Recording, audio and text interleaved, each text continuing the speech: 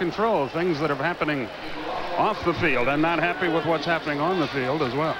And there's Don Shula, second most wins in NFL history, trailing only George Halas. Higgs and Logan, the deep man. We sincerely hope you'll enjoy it. Logan is the closest to your picture. Starofsky out of Tulsa approaches the ball, and we're underway. That's Mark Logan at the 5. 26. Maurice Hurst made the stop, a 22-yard return, and the Dolphins will go to work, and Dan Marino leads them out. You know, Skip, this is the best thing about this Dolphin offense is actually the fact that Dan Marino doesn't have to win the game every week this year as he has in the past. It's the best supporting cast that Dan Marino has had since 1985. Clayton to the right, Duper to the left.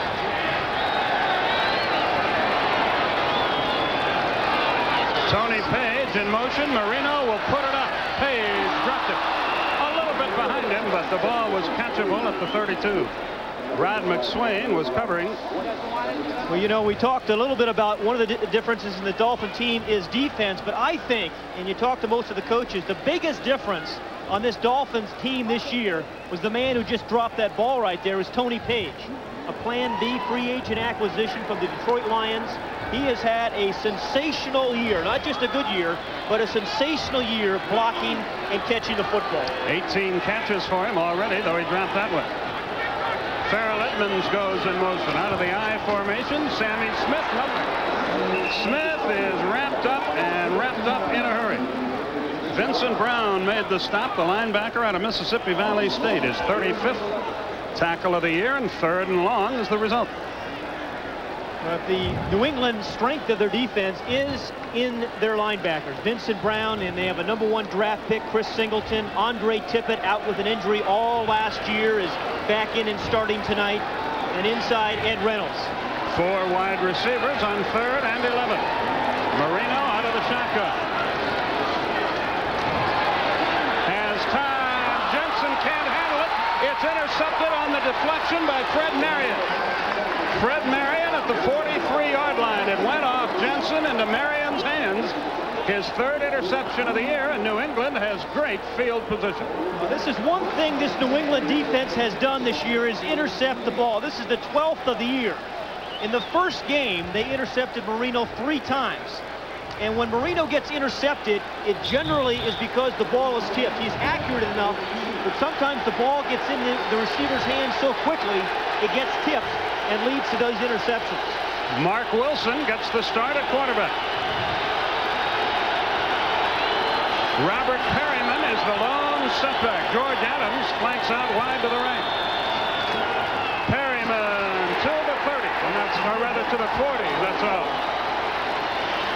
Well, Mark Wilson is not the type of quarterback that can carry a football team, and if the Patriots are going to win tonight, he's going to have a strong game from the supporting cast. He's going to needs a good running game going with George Adams and John Stevens when he's in. Robert Perriman, his tight end, Marv Cook, who's been a featured receiver in their attack, is going to have to play well, and the defense is going to have to play well as they do. But Mark Wilson can't carry the team. He's a role player. 2nd and long. The kid straight ahead, running with the football, George Adams, and he got perhaps a yard. Only his 2nd carry of the year. Jeff Cross out of Missouri made the stop. Yeah, what a nice story Jeff Cross is in his 3rd year. You know, he had a terrific year rushing the passer. 7 sacks, tied for the lead in the NFL. And we were speaking with him yesterday, and most pass rushers, or a lot of pass rushers, I should say, can be selfish people. But talking to Jeff yesterday, all he talked about was our defense. We are playing better. Not once did he mention the word I. And that's why another reason this defense is playing well. 3rd down, 7 yards to go. Possession play for the Patriots. Wilson has time, goes for all of it down the sideline. It is complete, out of bounds.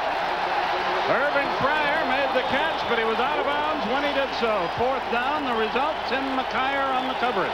You know, I think there's a misperception a little bit about Mark Wilson in that because he came from the Raiders that he could throw the deep ball, but the coaches believe that he's a better short ball passer than deep ball, and as you saw there, even though Irving Fryer had beaten his man, the ball was thrown too far outside. You got to throw the ball inside and let the receiver adjust to it. Patriots missed a great chance. They had a first down in great field position. Jarvis Williams, Tony Martin, the deep men. Brian Hansen punts it away for Coffin corner. Let's see where they will mark it. He didn't kick it quite as well as he wanted, but the ball will be marked at about the 12-yard line, so not bad at all for Hansen. Miami will start deep in their own territory. We have no score.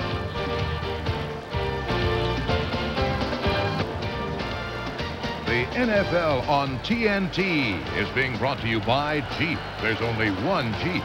And by AT&T, the right choice. No score. You see the time remaining in the first quarter. Some interesting notes on the Dolphin offense. First of all, Mark Clayton was virtually scratched from this game the last couple days, but decided to give it a whirl tonight.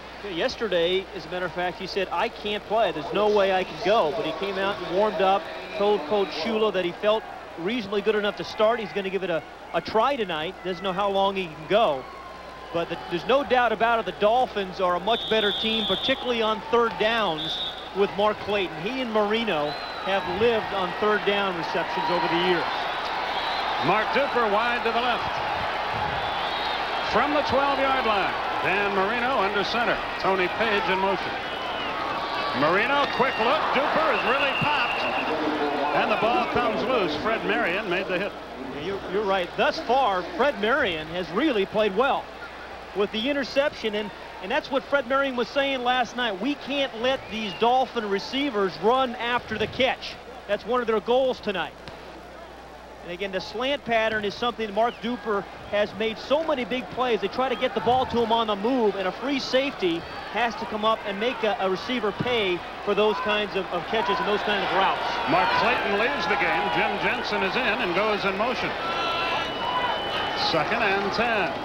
Running play, Sammy Smith, nothing there. He's rolled down at the 13-yard line. Richard Harvey made the stop. He's out of Tulane. Richard Harvey is a guy who just got the start late last night, too, because Johnny Rembert is out with an injury. And Rod Russ, the head coach, was saying Richard Harvey can make a lot of plays from the backside. He's got terrific speed, and that's just what he did there. He just ran Sammy Smith down from the backside. 3rd down, 9 yards to go. The Patriots have come out playing like this is their season, and they might be right.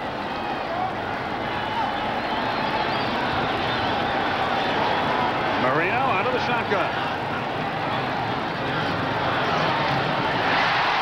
Complete. Let's see if he got enough for the first down. Mark Duper with the reception. He got it. First down throw from Marino. That brings Sammy Smith back into the game to run. You know, and that takes some courage there, because that's the same pass just a few moments ago that Mark Duper was drilled by Fred Marion.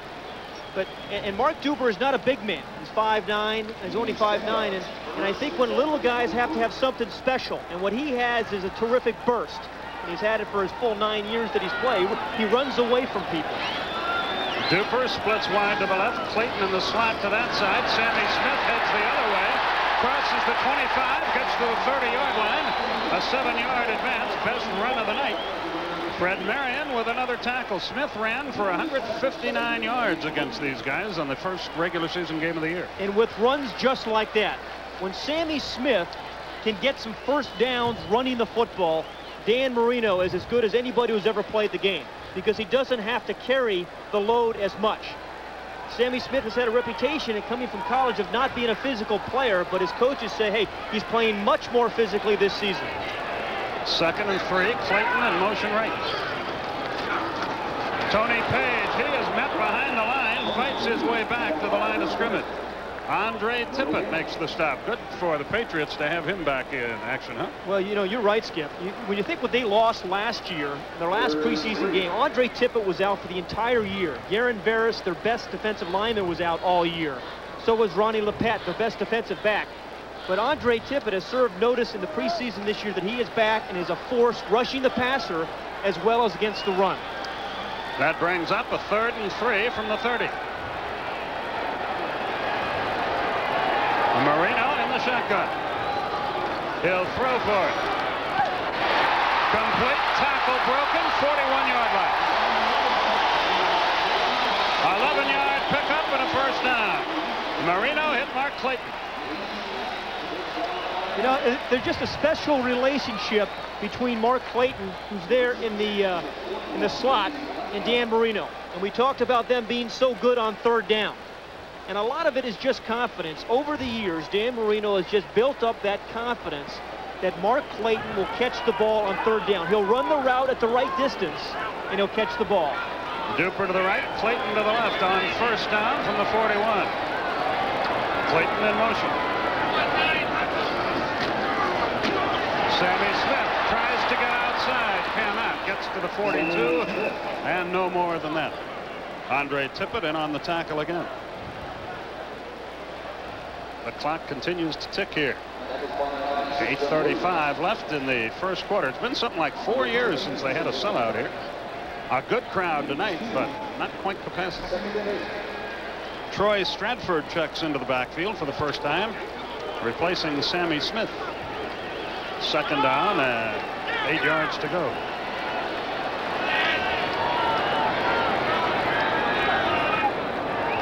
Farrell Edmonds, the tight end, goes in motion. Marino to throw, has time. Throw, it's Edmonds. He breaks the tackle. He's at the 40, stripped away. Loose football. Patriots have it at the 32-yard line. Fred Marion with a recovery. And he stripped it too. Fred Marion has started off with a terrific first quarter. He had the interception. He's come up and made plays. And watch after Farrell Edmonds, the tight end catches the ball. Number 31 comes up from behind. Now, Edmonds never sees it, but he sees the ball. He's carrying the ball out away from his body, strips it, and then makes the recovery. But, hey, Fred Marion is off to a terrific start. He's out of Miami, of course, which adds a little icing to the cake. So a good Miami drive comes up empty. Well, 2 turnovers thus far tonight. So far, this game is much like the first one when Miami turned the ball over a lot up in Foxborough. The pitch back comes to Adams, and he gets maybe a yard. George Adams out of Kentucky. He's an interesting story. #1 draft choice 5 years ago by the Giants. But one of those guys who has had all the potential but hasn't gotten it done. You're right, just kind of one of those unfulfilled careers. Had a pretty good rookie season with the Giants, though, Skip. You know.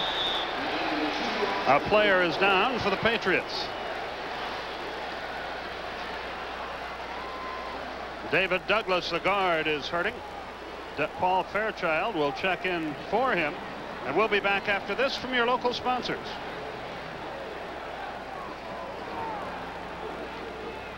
That is the injured center for the Patriots, David Douglas, who did get limped off the field. And that's a significant injury because now Paul Fairchild, who just came off injury reserve, is playing center. This is the 4th different center the Patriots have had this year. And this is a situation, if you're a quarterback, you're always worried about the fumbled exchange. Second down, 8 yards to go. Irving Fryer wide right. Adams goes in motion left. Mark Wilson in the pocket, has time, throws low, incomplete. Marv Cook was the intended receiver. He has 21 catches on the year, but he had no chance there. Wilson threw it in the ground. Well, you know, offense is about rhythm. It's about creating a comfort zone, a rhythm for offensive linemen, for quarterbacks and running backs. And you just sense watching Mark Wilson, you sensed it when he played with the Raiders as well. He hasn't gotten into a rhythm. And just by a throw like that, he's going to need to complete a couple passes to get that confidence, which is so important for a quarterback. Fryer wide right. Wilson hit, drop, 28-yard line. E.J. Jr. in on the nickel, made the stop, flag on the play. So hold the phone.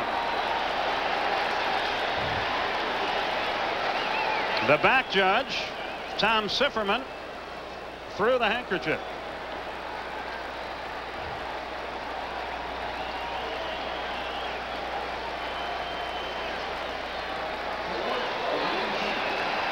Pat Haggerty made the call, but we couldn't hear him. 18th sack here by the Dolphins. Watch E.J. Jr. He's the man circled who runs the little stunt and gets right up on Mark Wilson. They picked the handkerchief up. They were going to call interference, but there was a sack. So Brian Hansen will kick it away. But you see, Jeff Cross attracted the double team, and that allowed E.J. Jr. to make the sack. Tony Martin, the deep man. Whoa, what a kick. Almost blocked. Martin at the 28, drops it, picks it up, and makes a little out of really nothing to the 37-yard line, and Miami will have the ball back. 47-yard punt and a 9-yard return. We have no score. We have 6:53 remaining in quarter number 1. Dolphins start from the 37-yard line. This is their best field position of the night. There is no score first quarter. Mark Duper wide left. Page and Smith, the running backs, play action. Marino has time, has an eternity. Finally unloads.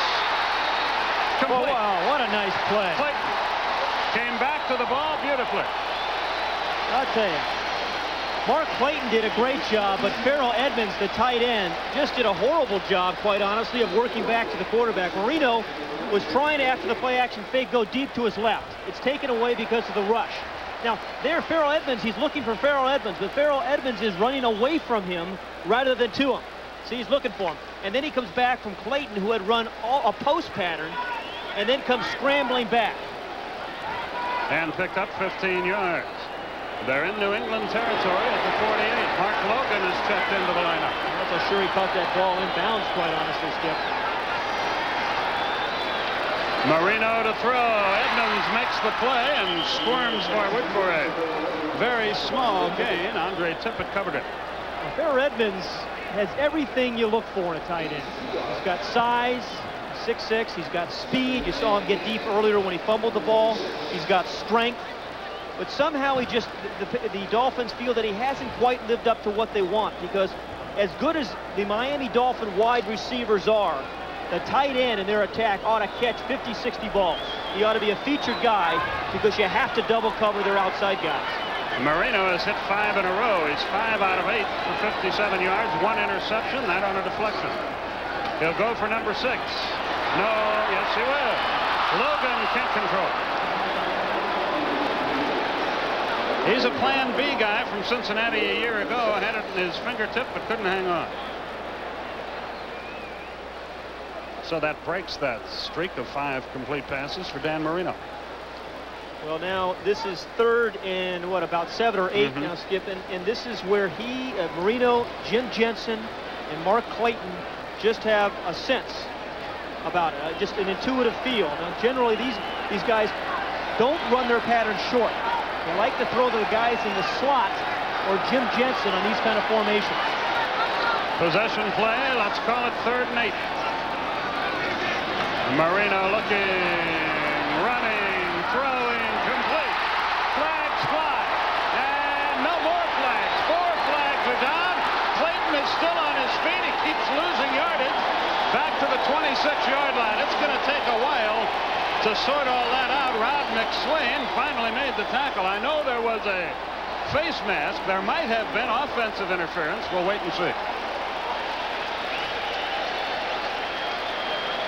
Pat Haggerty is our referee, and it might take him a while to sort all this out. But I just think Mark Clayton, again, yesterday was saying, Skip, there's no way I could play. No way I could play. My ankle's too sore. I think we got 2 or 3 penalties here. We'll let them sort it out. Hopefully we can listen in. Face mask against New England. Is that going to be all they call? I guess so. Looked like there were flags before there was any contact. Again, remember we talked about 3rd down and Marino and Clayton and Jensen having a special relationship? Again, yeah, there's the face mask, but it's like every high school receiver, every college quarterback, they all have their favorite receivers, and Clayton is Dan Marino's. And it's because of plays like that. And he's a physical receiver, even though he's not necessarily a big guy. Now watch Jensen. Andre Tippett just drills Jensen. And that's a terrific play by Tippett to keep him out of the pattern. From the 20-yard line, Miami keeps the drive alive. Logan cuts in, gets to the 10-yard line and inside it. Rod McSwain made the stop. Looked like enough for a first down. We'll see where they mark it. When you watch this Dolphin team, there's lots of role players. Mark Logan is one of them, number 20. He'll sub for Sammy Smith, and what they like about him, he doesn't waste any time getting up through the hole. He's a north-south guy who knows exactly where the first down markers are and the end zone is, and he runs in that direction. It is a first down. Page in motion left. They'll run that way. They do. Logan breaks a tackle, gets to the 3-yard line. Maurice Hurst made the stop, but not until a gain of about 7. Yeah, that was a nice little move there that he put on Maurice Hurst, the cornerback who thought he had it. We talked about him being a straight line runner, but this time he puts just a little move on Maurice Hurst right there, number 37, who thought he was going inside. And that's another determined run by Mark Logan, and a real nice drive here by the Dolphins. Fred Banks wide to the right, Mark Duper to the left. Logan, a single setback behind Marino. Page, wing right. They run that way. Page, a block. Logan to the mouth of the goal, but he didn't get in. Boy, a good block by Tony Page. Rod McSwain stopped him just short. So did Fred Marion.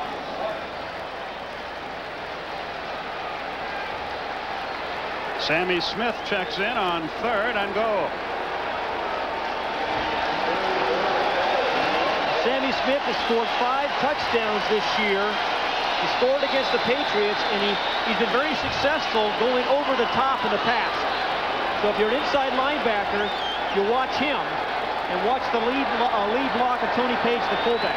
Out of the I formation, 3rd and 1. Jensen in motion. He didn't get there. Page. Smith is stopped. A fumble, and the ball is loose, and New England may have it. Lepet appears to have the ball.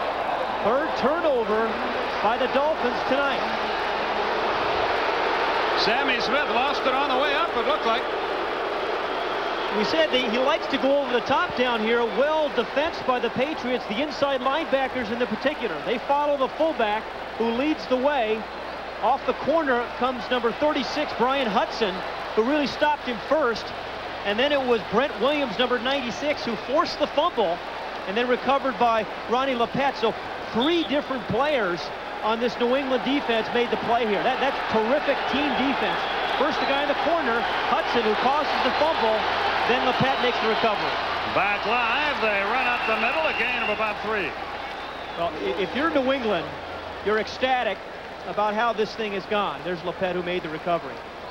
Because in the last 2 games, the blowout losses, actually the last 3 that New England has had, they've played miserably in the first half, particularly on defense. But tonight, the 3 turnovers.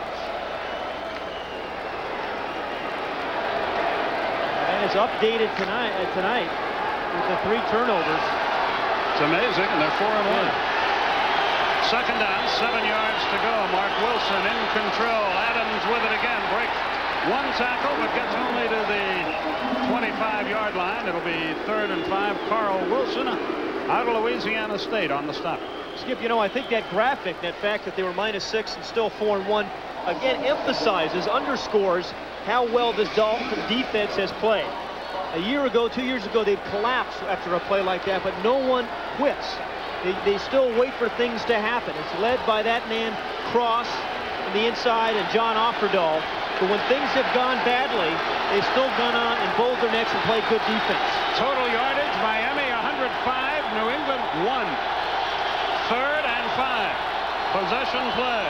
Wilson will throw for it. Has time. Loose football. In the grasp, I think. He's in the grasp. If so, it's the 11th sack against Wilson this year and the 8th for Jeff Cross, and that's the ruling. So New England again can't move. Well, you know, Mark Rogan just looks really Mark Wilson looks really indecisive back there. I mean, you know, you hate to see him with a wine list. He's just not, there's just no rhythm there. There's just nothing going. Now, pretty good pass coverage there by the Dolphins caused the sack. Brian Hansen will punt it to Tony Martin. Bad kick. Bad kick. Right into the Miami bench.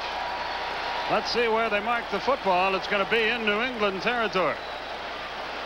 They're still trying to line it up, and it's going to be way back at the 39-yard line. We'll be back after this from your local sponsor. Rod Russ trying to keep his troops up and in this game. Well, that's the story thus far. It tells you how well the Dolphin defense has played, quite honestly. And the Patriots have just not been able to manufacture much, and at some point you wonder if Steve Grove will get a chance. We spoke with him last night. He's had an injured neck, missed 2 games, but he says he is available tonight if necessary. Duper splits wide left. Logan is the running back in there with Tony Page. Logan gets the ball and loses the football, and the Patriots have it again.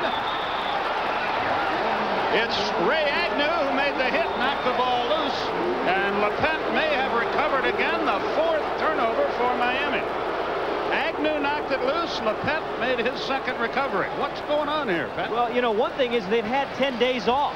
I mean that's one easily explanation, I guess. It's not an excuse, but I think sometimes football players, that's just a good play by Ray Agnew and recovery by Lepet. But I think players sometimes get in the rhythm of playing every week, having hard practices on Wednesdays and Thursdays, and it hasn't happened for the Dolphins. They had 10 days off before this game. So did New England. Oh, well, never mind that theory then. I give up. You always make things difficult. First down in midfield for the Patriots. Wilson will throw. He zips this ball. Incomplete. Flags fly. I don't know who it was intended for. Somebody may have been held. We'll wait and see. Fryer was sailing down the sideline, but that ball was nowhere near him or anyone else for that matter. Pat Haggerty.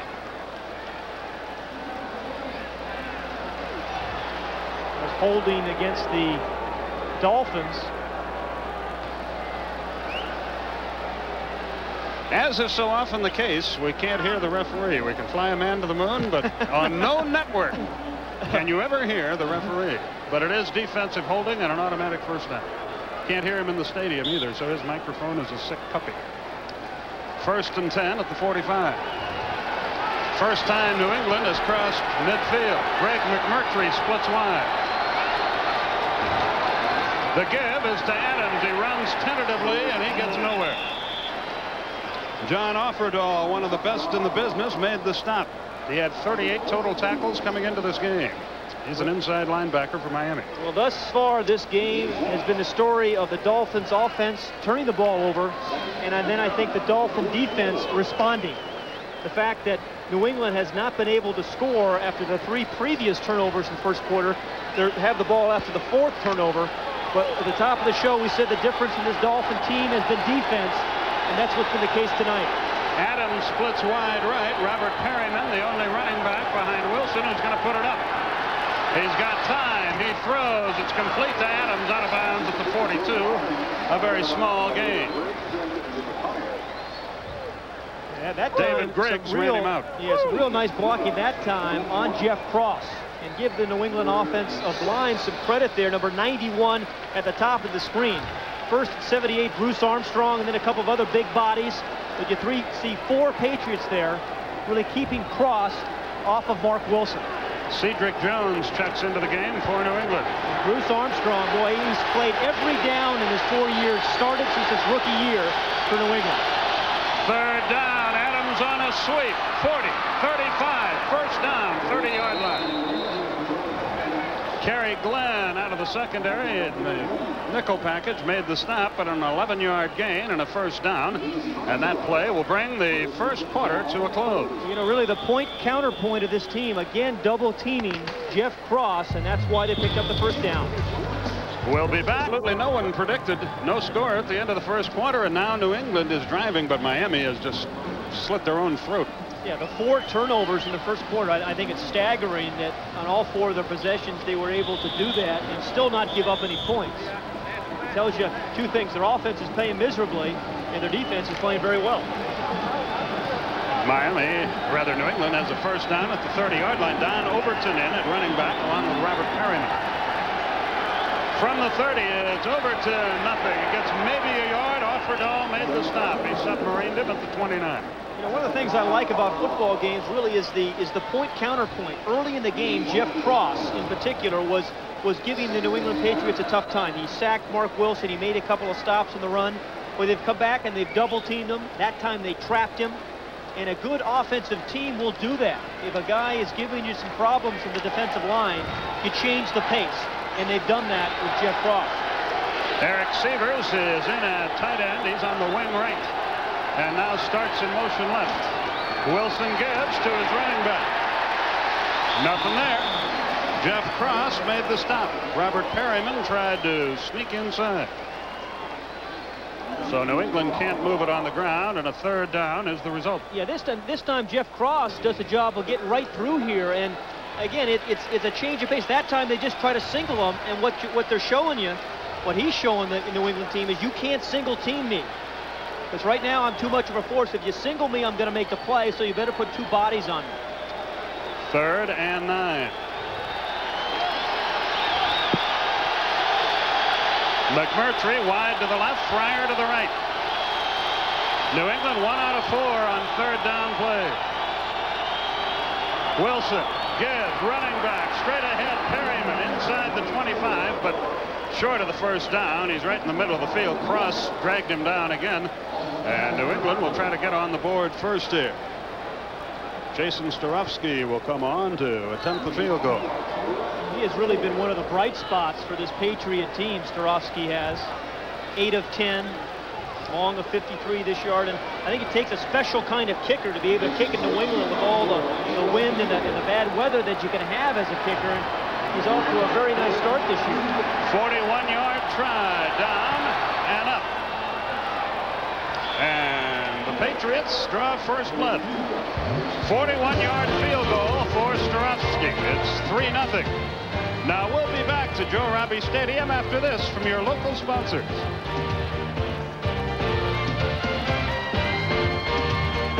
To Sunday, October 28th, beginning with the stadium show at 7:30 Eastern, then at 8 o'clock.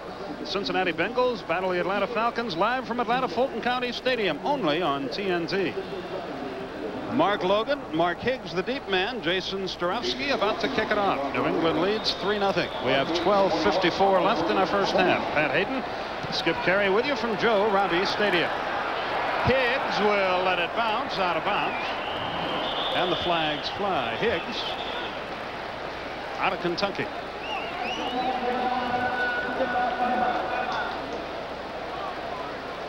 So Miami will go to work. Here's what's happened to the Dolphins so far in the game. I don't think I've seen a team actually turn the ball over 4 times in a row ever. I mean, their record for turnovers in a game is 6, but they have had the 4 consecutive turnovers. But just as amazing to me, New England's only been able to turn that into 3 points.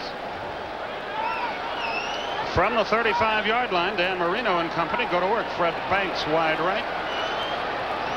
Marino will throw if he can. He's in trouble. Gets it away. Completes it to Sammy Smith. He cuts inside. Gets to midfield. The Patriots scream for an in the grasp. They don't get it. 15-yard gain. Agnew applied the pressure, but Marino danced away. You know, that's kind of interesting because I think referees call in the grasp differently for different quarterbacks, and usually they'll call it quickly on a guy like Dan Marino who they're really trying to protect. Miami 118 yards, New England 10 in this game, yet New England leads 3-0. Yeah, I think actually Marino was in the grasp and control of Ray Agnew on that play. Troy Stratford checks into the backfield with Tony Payne. Farrell Edmonds on the wing, right side, goes in motion. Stratford beats one man, beats another, gets 5 yards. Troy Stratford knocked down by Maurice Hurst. He's out of Boston College, a 4th-round draft choice back in '87. Little guy, but very powerful. 6-yard advance, 2nd and 4. You know, Skip, and he will fool you, Troy Stratford. You think of him as a pass receiver. I mean, he's caught 133 passes over the last 3 years, but they'll give him the ball 5 or 6 times a game, and then he can pick you up 6-8 yards. Duper left, Banks right.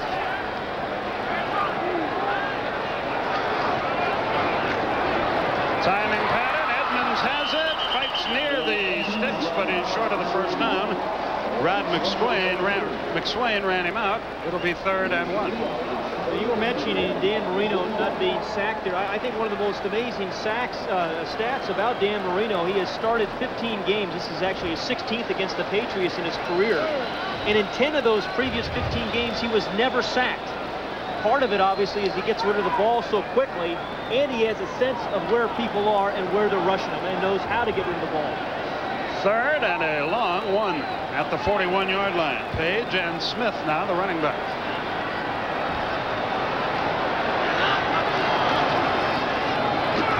Smith, second effort, first down. You said the kind of year that Tony Page has had, leading the way for blockers like Sammy Smith. Watch 49, who goes in motion. It's a stalemate, but that's all he needs. Is he just pulls up on the linebacker. He blocks the inside linebacker Reynolds, and then Sammy Smith runs right behind him. I mean, to me, that's a physical play by Tony Page. He adds a physical nature to the offense that they haven't had in a very long time. Mark Logan back into the backfield, the lone setback. Tony Martin wide to the right. Marino will go up top, and he goes for all of it for Martin, and he overthrew it. Ronnie Lepet was with him stride for stride. Dan Marino had that monster year in 1984 when he threw for 5,000 yards and such. See what's happened through the 5 games this year. But I think it's a good sign. You know, just the passing yards look like they've gone down every year, which they have. But I think it's a good sign because Dan Marino doesn't have to wake up on game day and know that he has to play great, throw 4 or 5 touchdowns for them to win, because his defense is better and his offensive line is better. Tony Martin wide right. There have been 4 recoveries, all by University of Miami performers for New England. Marino 2nd and 10. Has time, has a man, Logan at the 34. He's wrestled down immediately. And Reynolds, the linebacker, made the stop. That was an awfully nice play by Marino as he was leaning back. You talk about his quick release. Well, what does that mean? I think the first thing that Marino does is make quick decisions. He knows where he's going to throw the ball very quickly. And then the ball doesn't take a long time to get out of his hand. And the net result is the ball gets to the receiver quicker. And I think when people talk about quick release, that's what they mean. He thinks quickly, and then the ball gets out of his hand to the receiver quicker than most quarterbacks can do it. Nothing but receivers in the game. Jim Jensen is the setback with Marino on 3rd and 4. Short of the first down, Marion made the stop. Another nice play by Fred Marion. Now, ordinarily, Jim Jensen catches that ball on the run and easily makes the first down.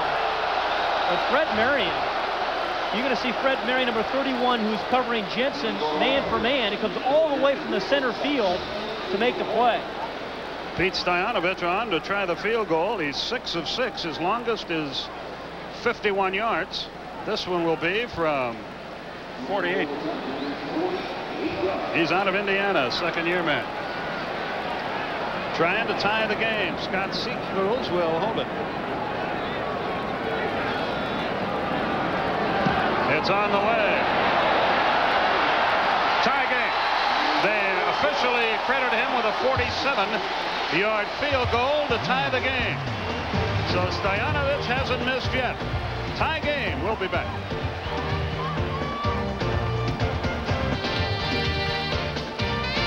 The NFL on TNT is being brought to you by Nissan, built for the human race, and by Allstate. For home, auto, life, and business insurance, you're in good hands with Allstate.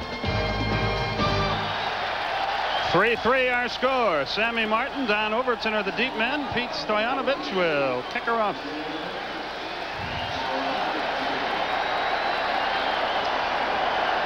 Once the ball is correctly placed on the tee.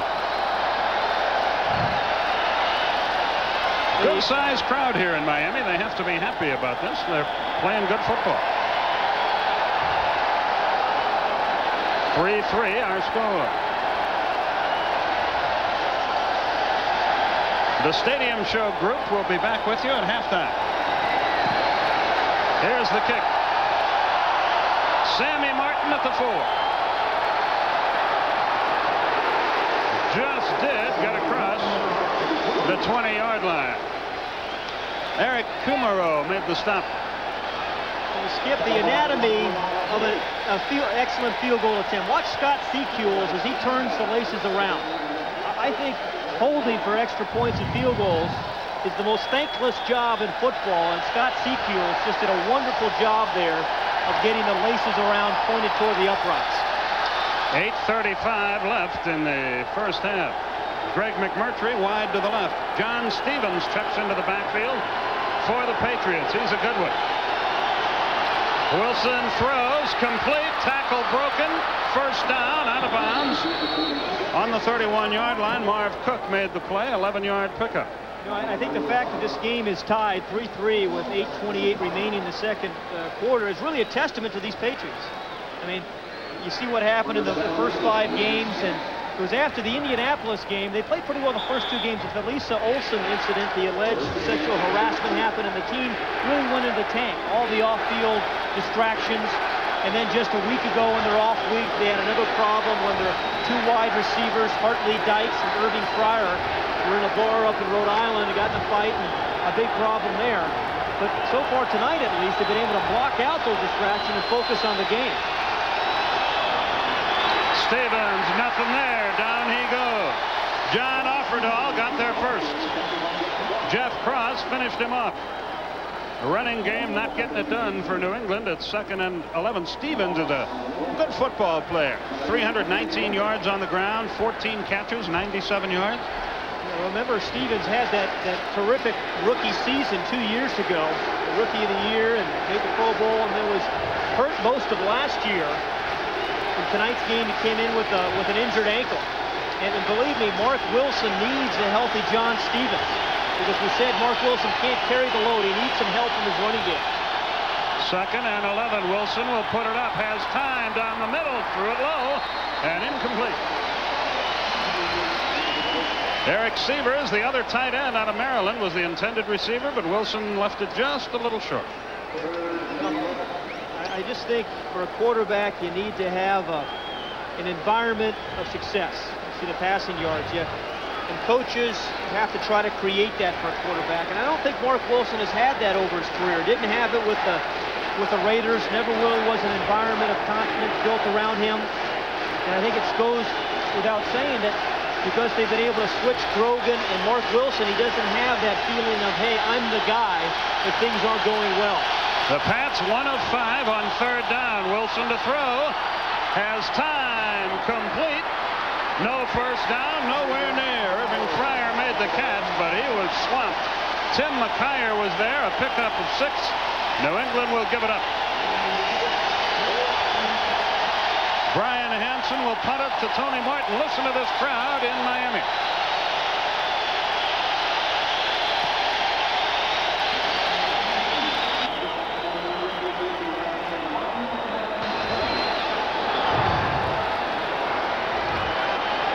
Martin, the deep man. Hansen ready to let it rip. Here they come. Blocked. Recovered. Miami touchdown. The man who blocked it is the man who scored it. It was Mark Higgs. Miami leads.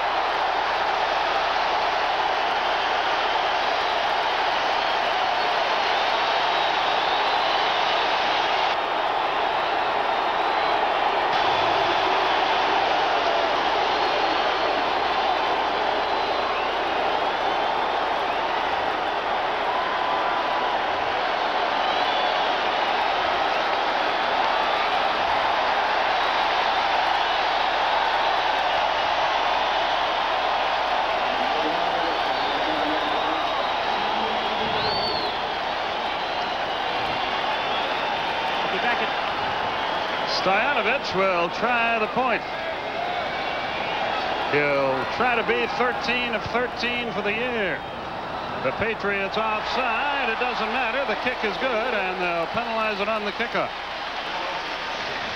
So Higgs with the block, and he carries it home, and it's a 10-3 ball game with Miami on top. And now Rod Rust and his crew really have to do a job of keeping these guys up. 4th career block off Hansen, the first this year. We'll be back after this from your local sponsor. The Ronnie Lepet offsides penalty moves the ball to the 40-yard line. That's where it will be kicked off by Pete Stoyanovich. Sammy Martin and Don Overton are the deep men for the Patriots. Yeah, and again, I think this emphasizes the difference in this year's Dolphin team and why they're 4-1. Marino is not off to a good start. They're turning the ball over, but the special teams and their special teams coach do a terrific job. Here we go. It's 10-3. The Dolphins lead. High kick, not that deep. Martin at the 2. 24-yard line. Let's look at the block, Pat. Yeah, 2 people you want to watch. Number 1 on the Patriots, number 55 here, who turns out, and then right here, Mark Higgs comes right up the middle and block. But watch 55, Chris Singleton, block out to his right, and that creates just a natural lane for Mark Higgs. Okay, that's the double thump. We used to have a punter called double thump. He had somebody block. Another look at him. And he came cleanly. Hansen just had no chance whatsoever.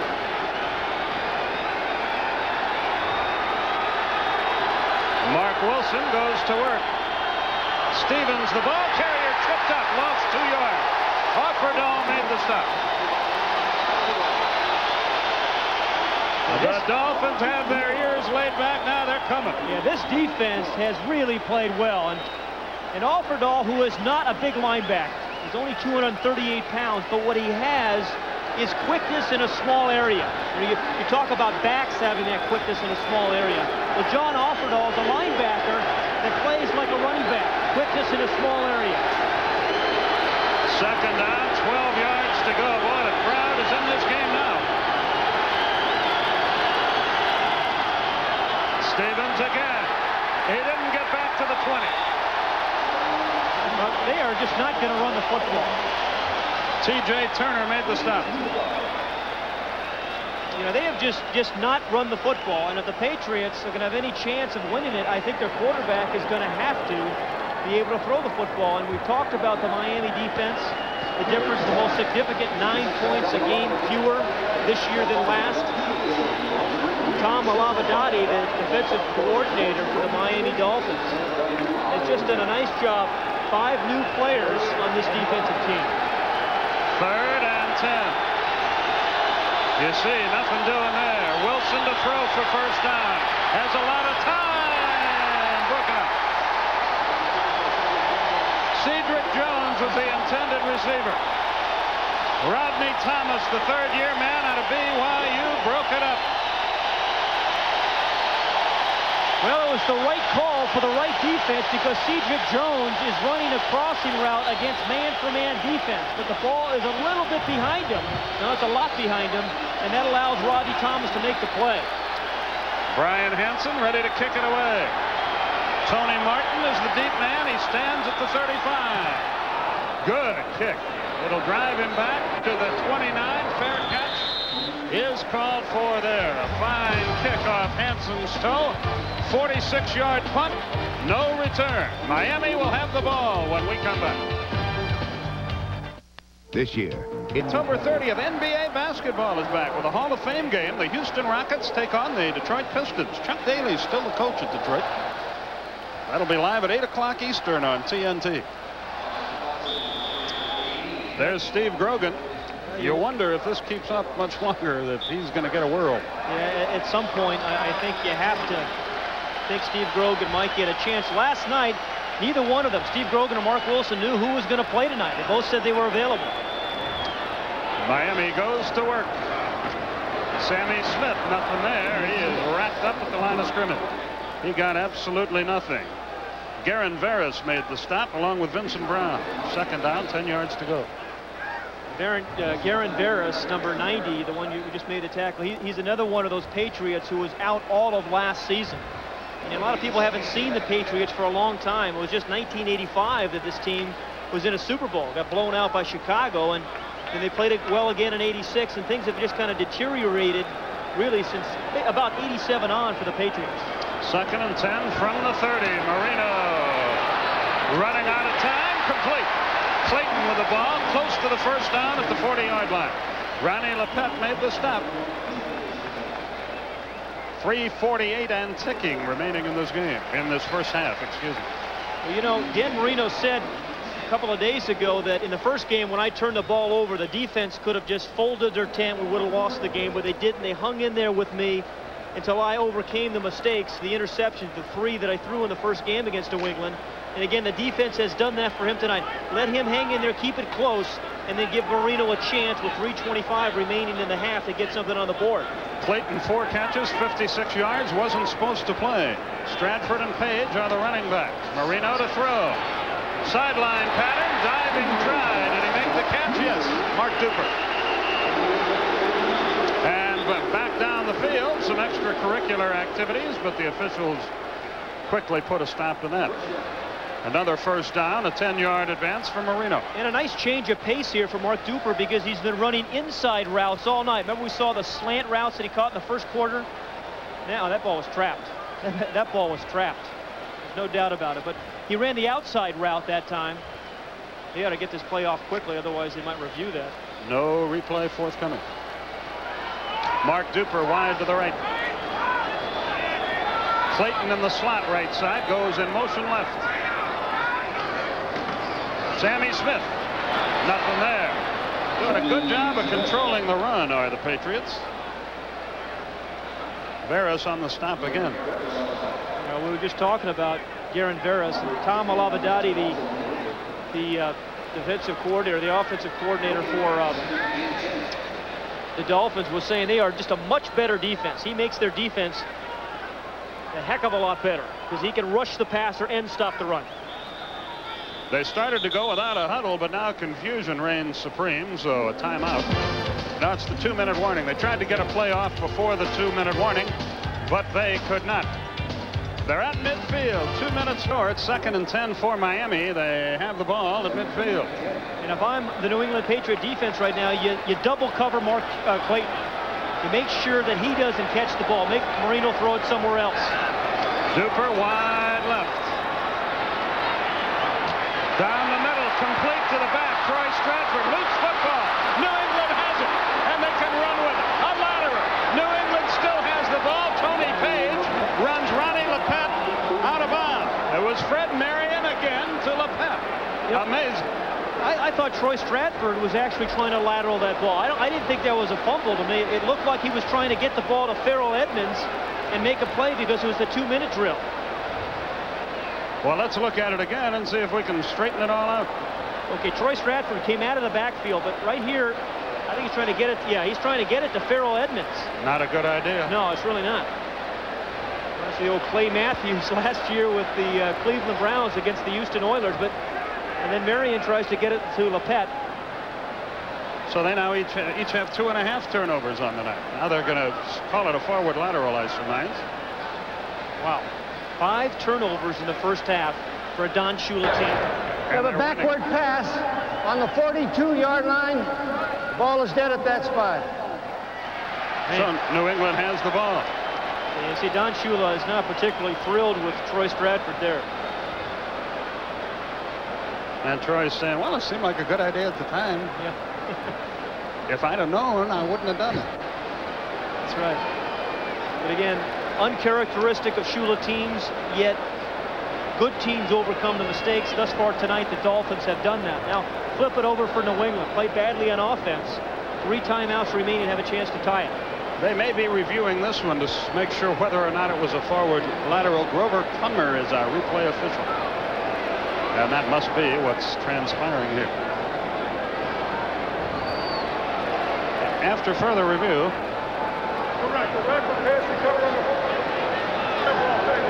Backward pass, recovered on the 40. First down, New England. Now, it's really amazing to me that Lepet, who's right there in the middle of your screen, is even playing tonight. He ruptured an Achilles tendon last year in the last preseason game, and for a defensive back in a speed position, guys just don't come back from that. It's really a testament to his work habits that he's even playing tonight. New England has all their timeouts remaining. Sievers in motion. Wilson to throw.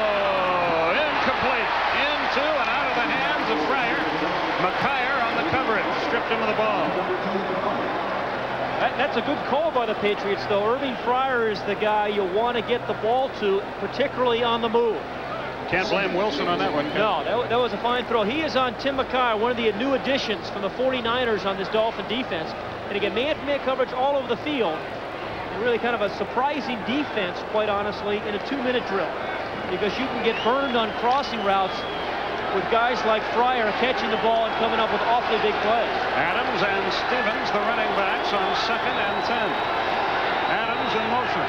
Here comes a blitz. They pick it up. The pass is almost intercepted. Again, it was low. Again, it was McKay. And if he gets that baby, it's history. Ball's thrown late. Wilson has been throwing the ball low a lot. He's not quite getting it there. Yeah, and this one was a little bit late, and I think sometimes when you're concerned that you're going to get a pick on the outside throw, you try to throw it low and away, but there just wasn't any steam on that.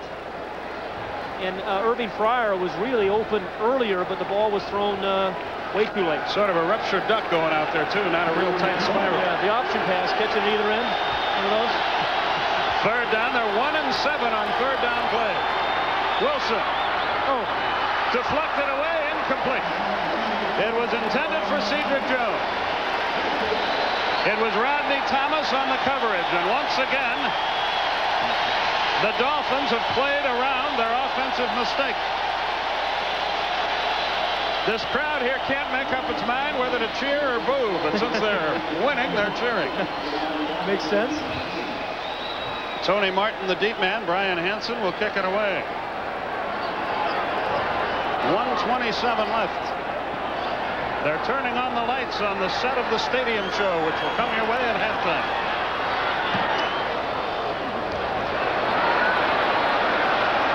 Martin. He's got some room, but he runs out of it at the 28. Robert Perryman, the running back, made the stop. 44-yard punt and an 11-yard return, and that's where Miami will set up shop. We do have a flag on the play, but we'll remind you, coming up, Number 35 on the receiving team on the return. Holding against Miami on the return. Coming up, the Nissan halftime report featuring another Ryden original on Richard Tardis. And a look at Kylie's Heroes. That, I assume, is a feature about you and I. Well, we had Kelly's Heroes last week as a movie. This is just kind of a play off that. Kylie's Heroes is much more important, as long as he takes care of his friends.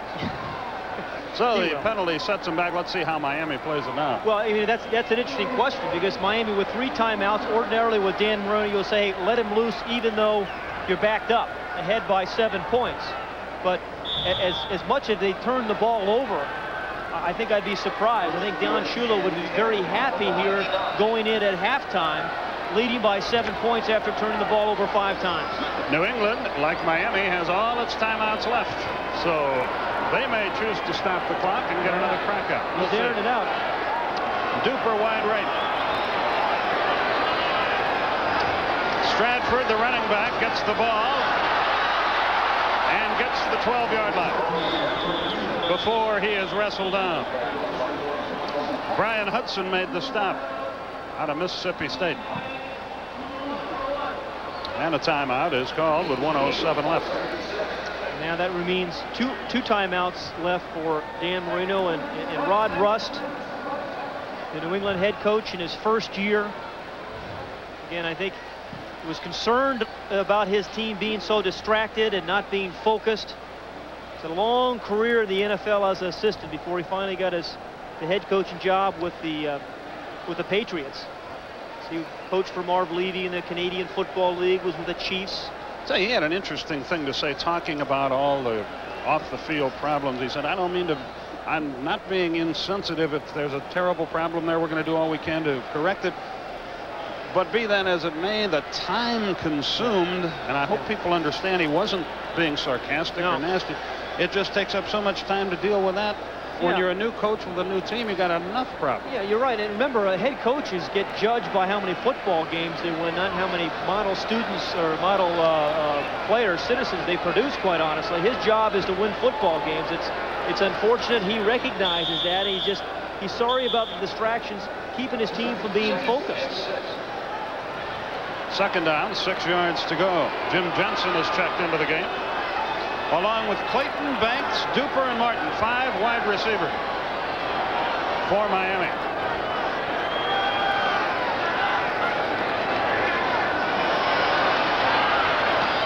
There's a completion.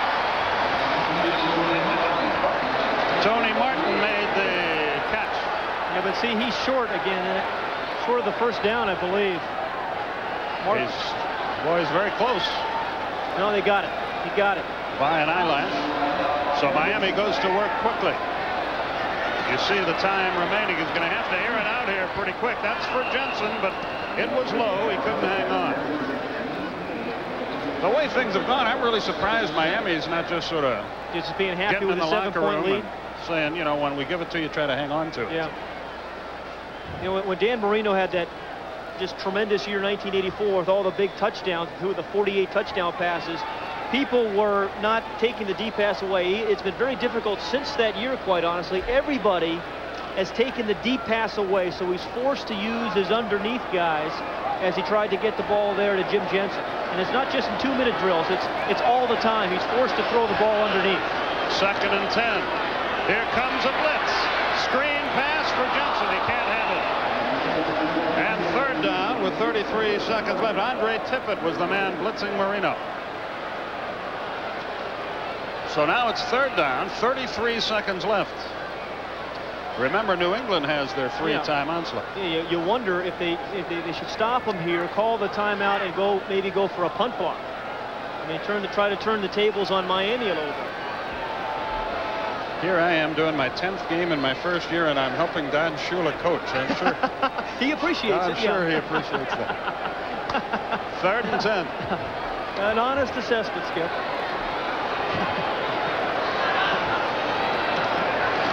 Marino has time, has a man. Duper breaks the tackle. No, he stepped out of bounds. They say he stepped out of bounds back at the 26. A great effort. Hudson finally made the stop. But Ronnie Lepet had pushed him out before he spun away. And that will be short of the 1st down. That makes it a significant play. But very large cushion here for Duper. Again, you're just not going to let Dan Marino at this stage of the game throw it up top on you. Lepet, who's played well tonight. A couple of fumble recoveries.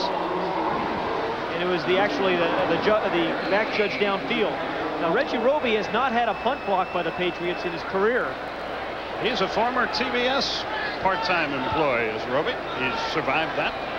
Come on to have a great career. Really surprised the Patriots really aren't going after the block right here. Irving Fryer is the deep man. There's the Roby punt. Wow. He's got a chance to run this back, but he called a fair catch at the 20-yard line. Roby really hammered it 53 yards, no return. Yeah, terrific punt by Reggie Roby. And watch the leg whip that he gets in this thing. I mean, you just watch the extension on his leg, and you know the ball's going to jump off his foot. Oof. Don't forget, Kevin Kiley and Ken Stabler, Craig Sager, and Fred Hickman with you with the Nissan halftime report. That'll be coming up in just a moment or two. It's nice to see the Snake here. He used to say about Snake, you know, he was the kind of guy that used to like to read the game plan by the light of the jukebox. My kind of guy. But he could play, old Snake.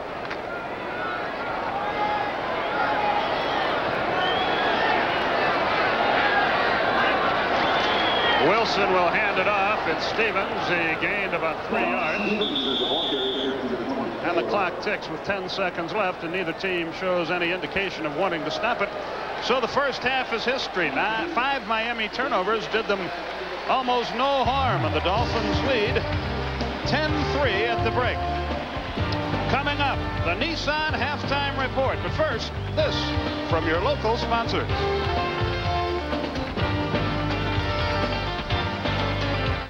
Football the way they used to play rugby. Sammy Martin, Don Overton, the deep men. Pete Stoyanovich will kick it off as we go to the second half. Pat Hayden, Skip Carey with you from Joe Robbie Stadium. Despite 5 turnovers, the Dolphins lead 10-3. And the second half is cooking.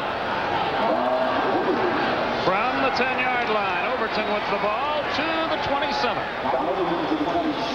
A 17-yard return. Rick Graff made the stop, the fourth-year man out of Wisconsin. Well, first half stats really are amazing, quite honestly, to me.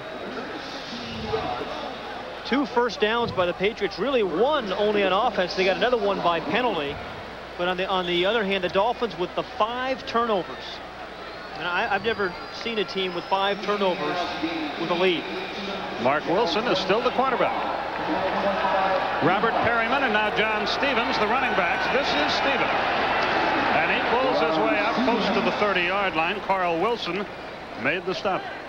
The difference in the game thus far, if you just joined us, was the block punt by number 21, Mark Higgs, who came right up the middle, not only blocked it, then came up with the recovery and danced his way into the end zone. And that's been the only touchdown of the game. But again, good football teams find ways to win when your offense is not playing or when your defense is not playing. And tonight it's been the special teams and that man, Mark Higgs, that have been the difference. Irvin Fryer wide to the left on 2nd and 7. Wilson gives Stevens again, but movement, whistle, the play will not count. We'll see what's what. Pat Haggard is our referee. False start. Offense. False start offense. That means they're not sure who, but somebody moved. So that sets New England back again. Well, as happy as Rod Rust is with the defense, the offense has been a problem tonight. You know, you were a quarterback. Let me ask you a question. When we met with Mark Wilson last night, he made what I thought was an interesting statement when he said sometimes you call a play in the huddle and you all look at each other as if, boy, I hope this works. Yeah, he said it's a new offense, and it's exactly what he said. Nobody's really showing him the confidence in their eyes that any of their plays are going to work. 2nd and 12, the give to Perryman, and he fights his way across the 30 to the 32-yard line. He's the 4th-year man out of Michigan. Hugh Green made the stop. He's having a fine year in his 10th year. You know, Hugh Green, he was actually, the Dolphins were hoping that Eric Kummerow, a #1 draft pick, was going to step to the forefront and beat Hugh Green out, but Green basically refused to be beaten out. Had a terrific preseason in their preseason games, and even after 9 years, his 10th year in the league, he can still play the run. Plays over the tight end as well as an outside linebacker has for a long time. They're 1 and 8 on 3rd down. Stevens will run for it. He gets outside, and he got close. He made a good little juke and moved outside, and I think he got the first down. John Offerdahl made the tackle, but maybe not in time. They moved the chain. That's the 3rd first down from New England. 1 by penalty and 2 by moving the ball. What a good run there by John Stevens, because you know anybody can run for first downs when there are holes there. There wasn't much there, and John Stevens made a hole. He created a first down just by his own effort. From the 37-yard line, first down, Fryer wide to the left. Stevens again gets outside. His stop is nailed. Offerdahl was among those there. So was Carl Wilson. Not much at all for Stevens. It was Offerdahl and Wilson and David Griggs. You watch the pursuit of this defense. Again, there's a new attitude on this team, even when things aren't going well. But you'll see guys fighting off blocks, guys fighting off the block of Armstrong, number 78, refusing to stay blocked. They may get blocked at first. They just haven't stayed blocked tonight, and that's been the difference with this defense. David Griggs was involved in that hit as well. 12:05 left. It's 2nd down, 10 yards to go. Again, Fryer wide to the left. He's had a quiet night. Only 1 catch.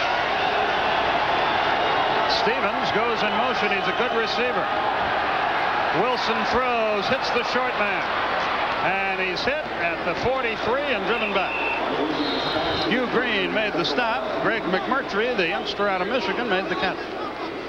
But he got very little out of it. Remember early in the first game, Jeff Cross was playing well, and then they started to double team him. Then he came back. Well, they're back to double teaming Jeff Cross. Now, any success New England has had on offense, and there haven't been a lot of bright spots, but every play they've had success, Jeff Cross has been double teamed. 3rd down, 4 yards to go. Kummerow checks into the game along with Rodney Thomas in the nickel packet. Possession play. Fryer wide left. J.B. Brown plays in. Wilson has time down the middle, incomplete. Flag flies, probably holding. Sievers was the intended receiver, but he couldn't make the catch, and it is holding, and it will be declined in all likelihood. Yeah, that ball was actually well thrown there by Mark Wilson, and Sievers. Holding, 66, offense, Paul decline. Fairchild, who was just activated, called for the hold. So Tony Martin back to receive the punt, and Brian Hansen will kick it away. Boy, that's a telling statistic. Here comes Higgs reporting into the game late for Miami. He blocked one for a touchdown earlier. This time they appear to have a return on, and they do. E.J. Jr. almost blocked it at the 13. Martin out at the 21. And Williams ran him out. So Miami has the ball again. 44-yard punt, 8-yard return back at. Our spotter is Steve Bazika, our booth assistant, associate director, the princess Michelle Zarzaka, our statistician, Mike Swanson, one of the best PR men in all of sports. Good to have them with us. Miami goes to work. Sammy Smith with the ball, and that's all he's with as he gets to the 21. Richard Harvey made the stop. This New England defense has really played well tonight. And one of those guys who's been responsible for playing well has been Richard Harvey, who didn't find out till this morning that it was going to be playing, quite honestly. A Plan B acquisition by New England. What he's done real well is fall in behind blocks, waited for the flow to go by him, and then make plays. Tony Martin wide to the right. He's getting a lot of playing time for Miami. They really like him. 2nd and 11. Marino to Martin. Complete. Hit immediately and knocked down. Ronnie Lepet was there to make the stop at the 25-yard line. It's 3rd and about 7. Yeah, Tony Martin, the Dolphins feel someday is going to be a terrific receiver. As a guy who smells an opportunity. Grew up here in Miami in a rough neighborhood. Actually told me this summer that 4 of his high school classmates were murdered. Went away to school to get away from it all. Grew up watching the Dolphins, never dreamed about playing, but he smells the opportunity here, and the Dolphins think maybe a year from now, 2 years from now, he'll be a big-time receiver. Jim Jensen checks into the game. Possession play, 3rd and a long 6. Marino has time, has a man, and he dropped the football. That doesn't happen to Mark Duper often. He ran a slant, the ball was right there, but he dropped it. Maurice Hurst on the coverage. You can't throw the ball any better than this, and it was the right call as Duper just kind of waits for the clear out by the wide receiver Banks, comes underneath it. The right call for the man-to-man defense because the receiver's on the move. But this no catch. Irving Fryer is the deep man. Reggie Roby will kick it away in his 8th year. They're going for a block, it looks like. Here they come. Almost. Roughing the kicker will be called. Fryer at the 30, but this isn't good. He lost the football. But he got it back, and he's out of bounds at the 27. Coleman was the man who roughed Roby, if they call it, and the flag did fly. 44-yard punt. Remember, 2-yard return. 2 penalties, roughing and running into the kicker. One's only a 5-yard player. And I would guess that's what they'll call this, but let's see. Right here, top of the screen is number 22, Coleman. And remember, there's 2 penalties. One for just running into the kicker at 5, and then roughing the kicker would give them the first down. Well, he didn't rough him, I don't think, do you? No. 5 yards, not enough for the first down. Running into the kicker, number 22, 5-yard penalty. Still 4th down. Yeah, you know, Reggie Roby does his best. Has a good acting job there. Gives it as Lawrence Olivier. Well, he used to work, as I told you, at a sister station, WTBS, so he knows a lot about acting. As you do? Yeah. All of us do. So let's see. I think they're just going to take the play, the 44-yard punt, and the -2 return.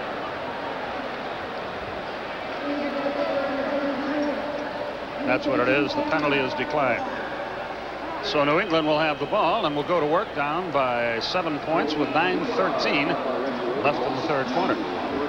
Well, you know, I really believe that Rod Russ has got to go to Steve Grogan soon. I mean, And someday, maybe not today, but Tommy Hudson, you see him there, the youngster out of LSU. We'll be back right after this.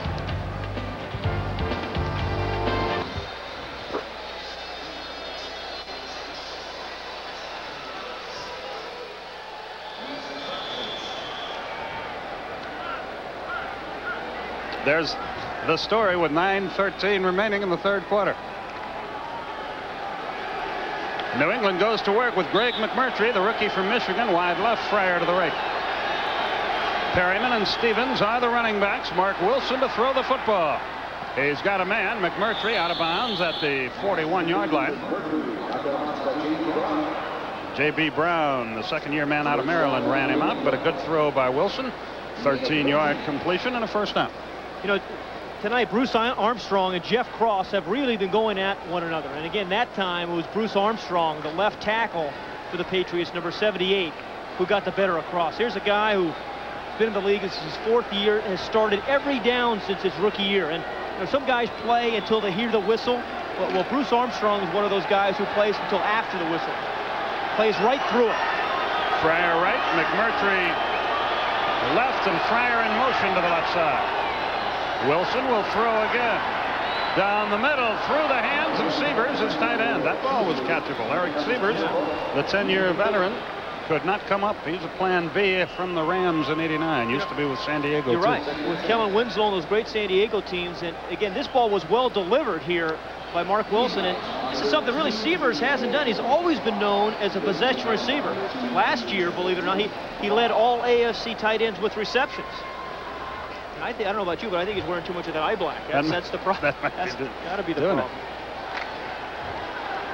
You know, Steve Grogan, I think, has to be wondering if he's going to get this opportunity. And last night he said, I'm healthy, ready to play. And I think the Patriots have to put him in. 2nd and 10 out of the backfield. Perryman. And he has a first down, and he's into Miami territory.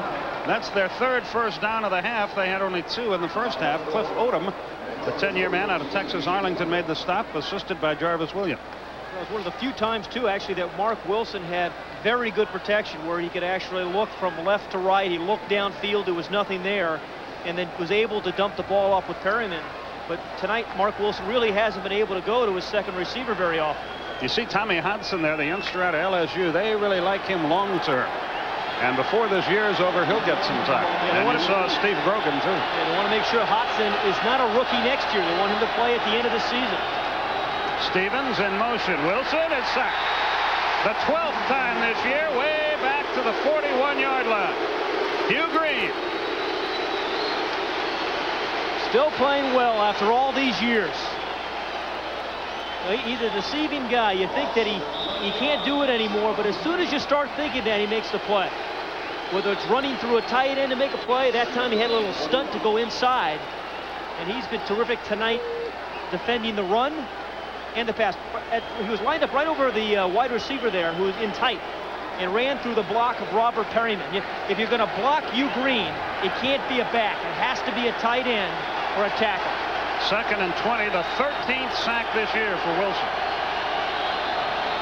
He's back to throw again, steps up, throws. Oh, he dropped the ball, a perfect pass. McKyer was there on the coverage, but Fryer had the ball right in his hands and dropped it, and he is upset with himself. Well, actually, I think McKyer actually knocked it out of his hands. I thought it was a terrific play by Tim McKyer. Now, this was a nice throw by Mark Wilson. He goes low. No, you're right. You're right. As usual, you're right, Skip. One out of 12, didn't he? He should have had it. 3rd and 20. And a quarterback needs to have one of his guys make a play. He's struggling a little bit himself, so he needs a little help, but he's not getting it. Yeah, and somebody's got to step forward and become that kind of guy, the receiver, that 3rd down receiver that he needs, like Marino has. McMurtry left, Fryer right. Wilson runs out of time, runs out of the pocket. Still wants to throw. McMurtry complete, breaks a tackle, and close to the 30-yard line. Boy, good job by Wilson avoiding the pressure. He looked like a dead duck. Kerry Glenn finally made the stop. But a 25-yard pickup. Yeah, and that really is a nice play by Mark Wilson, because here a guy is struggling, it'd be easy to quit, but he didn't. And McMurtry, the rookie out of Michigan, did a fine job of really finding a seam. Now, ordinarily, you want to work back to the quarterback, but he sees the defensive backs right on top of him, J.B. Brown, so he runs past him. There he made a heck of a move. Now, ordinarily, you work back, but in that circumstance, you work away from the defender. So the Patriots have something going with 7 minutes left in the third quarter. 1st and 10. Wilson to put it up again. For all of it. Broken up. Intended for Fryer. McKyer was there, and he's done a good job on him throughout most of the night. Tim McKyer traded from the San Francisco 49ers, and remember we said that this Dolphin defense has 5 new players, and he's one of those 5 new guys. And he has added an attitude, athletic arrogance, confidence, if you will, to this Dolphin defense that they needed, because he can back up what he says. Just well played there by McKyer, and read the deep route by Irving Fryer all the way. This is the 7th play of the drive. The first 6 have all been passing. Adams and Stevens are the setbacks. Another pass forthcoming. Flags fly. Pass is intercepted, but the play's going to be called back. This isn't going to count. It was intended for Severs. Williams with the interception, but play was halted before the ball was snapped. Jarvis Williams is not too thrilled with that. Neither is Don Shula. Neither is Tom Olivedati. Yeah. Let's see what we have here. False start. Offense. Boy, and that makes you madder when they call the false start and won't tell you who it was. You're going to watch the umpire right there in the middle of your screen.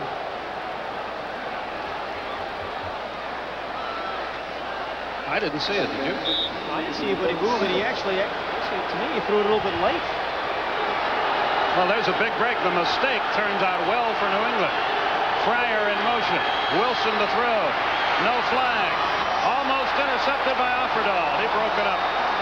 Severs, the intended receiver. Offerdahl is a good player. He came in with 38 tackles, 5-year man out of Western Michigan. You know, the amazing thing about John Offerdahl, we have seen him, even though we talked about him being small, stuff in the run. But I think a guy like him, he can move back there, and you don't have to take him out on passing downs because he can make plays like that. And there are 3 Dolphin defenders around the receiver there, and actually I'm surprised that Mark Wilson hasn't gotten the ball to his tight end Marv Cook a little bit more, who came in as their leading receiver but only has 1 reception tonight. McMurtry wide left, Fryer wide right, 3rd and 15. Cedric Jones in motion. Wilson, pressure. He's sacked. The ball is caught by a lineman down to the 36-yard line. It was Bruce Armstrong who came away with the ball. Let's see what they rule here. His arm was hit as he threw it. If it wasn't coming forward, then it's a fumble, and you can advance it. They recovered and advanced it, but he's still well short of the first down.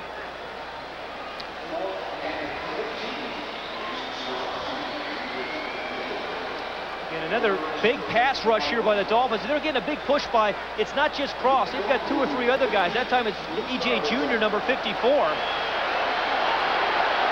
Starofsky has kicked a 53-yard field goal. He'll try another here. Nowhere near. He shanked it. So New England has a long drive and gets absolutely nothing out of it.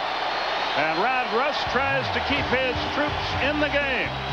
We'll be back after this from your local sponsor. The NFL on TNT is being brought to you by Hyundai. Test drive the new sporty scoop from Hyundai. Yes, Hyundai. And by Royal Caribbean Cruise Line, the cruise line sponsor of Turner Sports. Miami goes to work from the 36-yard line. Sammy Smith, the single setback. Page on the wing. Marino rolls right. Complete. At the 40, around the 45-yard line. Mark Duper, let's see if he was in bounds. You know, I think as frustrating as this game offensively has been for the Dolphins and for Dolphin fans, I think it really is a good sign. It shows the Dolphins are able to compete even when he's having an off day.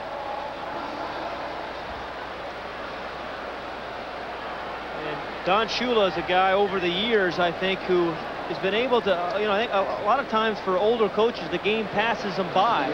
But he's had the flexibility to change over the years, over the last 27 years, to keep up with the game. That's an incomplete pass. Duper went out of bounds and then came back in to catch the ball. So it's 2nd and 10. Mark Logan is checked in. Neither team can get it going on offense.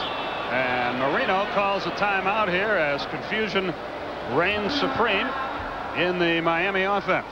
So a timeout is called here, and it comes with 5:37 remaining in the 3rd quarter. It's a 2nd and 10 from the 36-yard line. And it's time now for tonight's Hyundai leaderboard. You can see the sack leaders. Jeff Krause got one tonight to take the lead, but Derek Thomas and Reggie White are looking on, and so are some others trying to get back into the hunt. And they're right there. And these are important statistics. The team for the Dolphins has 18 now too, but because the nature of the game in professional football is throwing the football, defense is putting pressure on the quarterback is just one way you can change the complexion of the game. Jeff Krause has done it this season for the Dolphins. And that's your Hyundai leaderboard. And here we go, back to work. 2nd and 10. Marino has a man. Duper at midfield. He's wrestled out of bounds, but not before. He got the first down. Ronnie Lepet ran him out of bounds. 14-yard pickup. First down, Miami. They'd love to get a field goal or something in this kind of game to get over 7. Yeah, exactly. Anything just to keep it working. Now, you've seen Duper run 4 slant patterns tonight. He dropped one, he caught one, and one was a nice defensive play by Fred Marion. But he's run 2 out patterns. Both of them, he has been wide open, and both of them have been completions to Mark Duper. Clayton to the left, Duper to the right.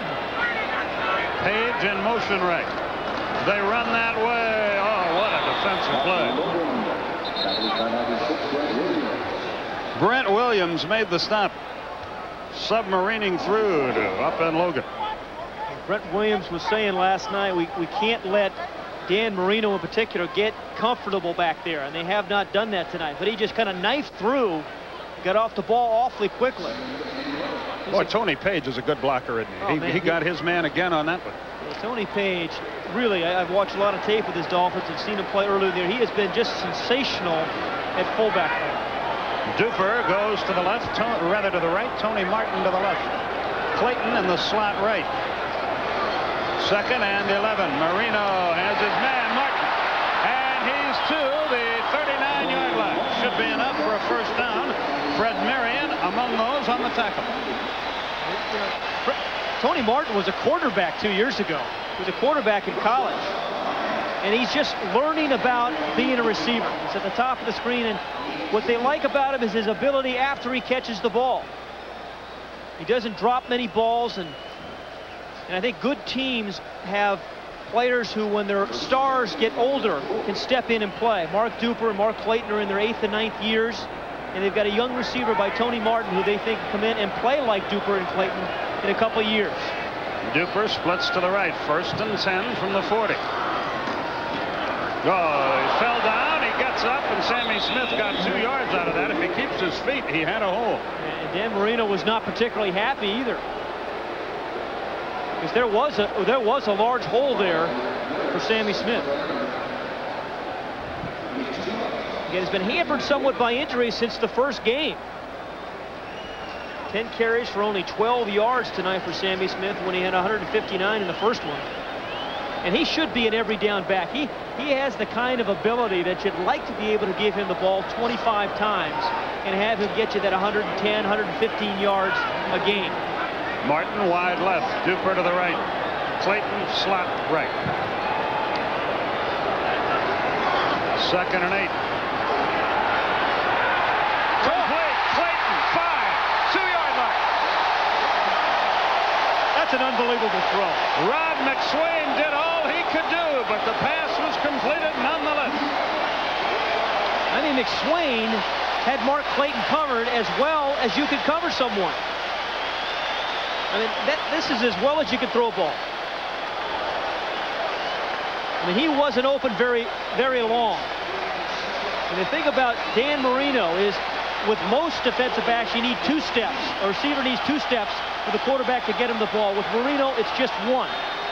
36-yard gain. Clayton 5 catches, 92 yards. Miami knocks on the door.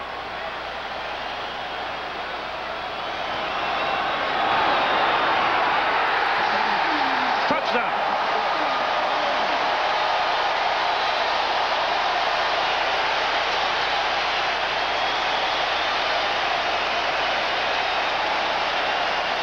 Sammy Smith picked his way, and the Dolphins add to their lead.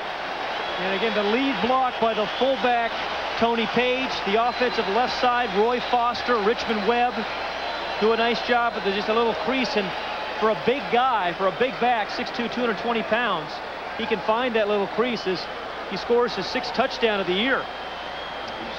Stoyanovich will kick it. Secules will hold it. Boy, that was a nice throw by Marino, wasn't it? He's a pretty good quarterback, but I guess people already knew that. It is 17-3. A little shoving goes on, but let's see if a flag drops. No. 17-3 is our score. Miami leads by 2 touchdowns. 2:03 left in the 3rd quarter. We'll be back to Joe Hammer that. Martin will bring it out of the end zone. And that turned out to be a very good idea for the 37-yard line. Higgs, who blocked the kick and scored a touchdown earlier, made a big tackle. 39-yard return. You see 7 plays, 64 yards, 3:43.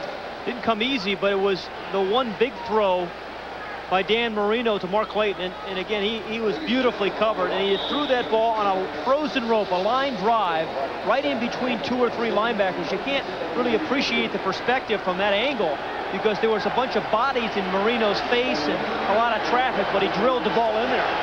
Well, Mark Wilson now has little choice but to go to the air.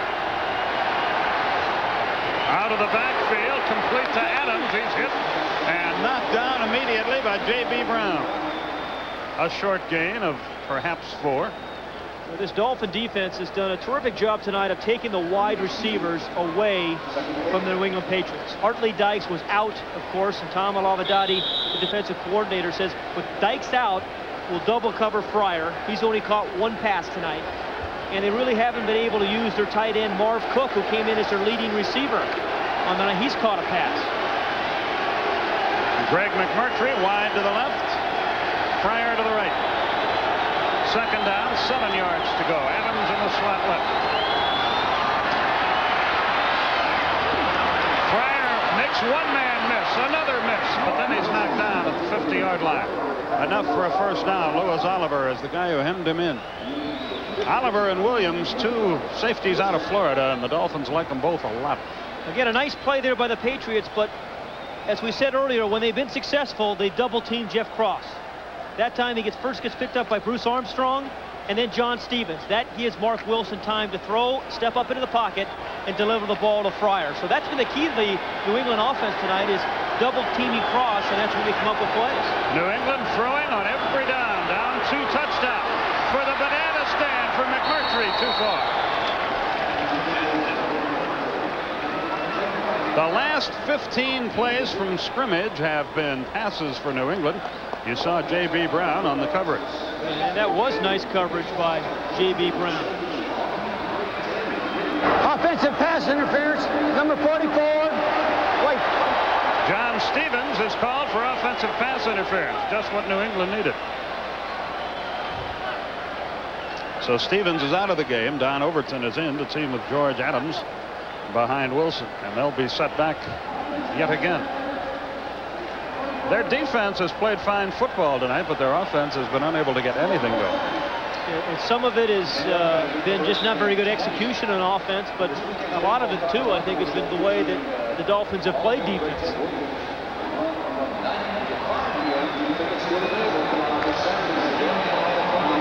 Wilson leads them out. He thought his football career was over 2 years ago. He was in the real estate business in the Pacific Northwest. He throws long for Overton, incomplete. Again, good coverage. It went off his fingertip. Let's see if everybody gets up. J.B. Brown made the stop.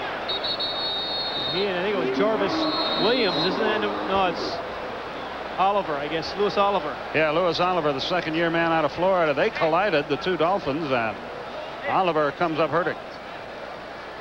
And the medical staff gets to him in a hurry. He is conscious and moving around. A 2nd and 20 will be the result with 29 seconds left in the quarter, but Oliver still on the turf here at Joe Robbie Stadium. Watch Louis Oliver. Here's the guy, the man who gets hurt, the free safety. He's going to come over and make a play on the receiver as he runs down the field here, and that's Don Overton. But you see, he's looking in, reading the quarterback's eyes, and then drives on a pass. That's good double coverage between Brown and Louis Oliver.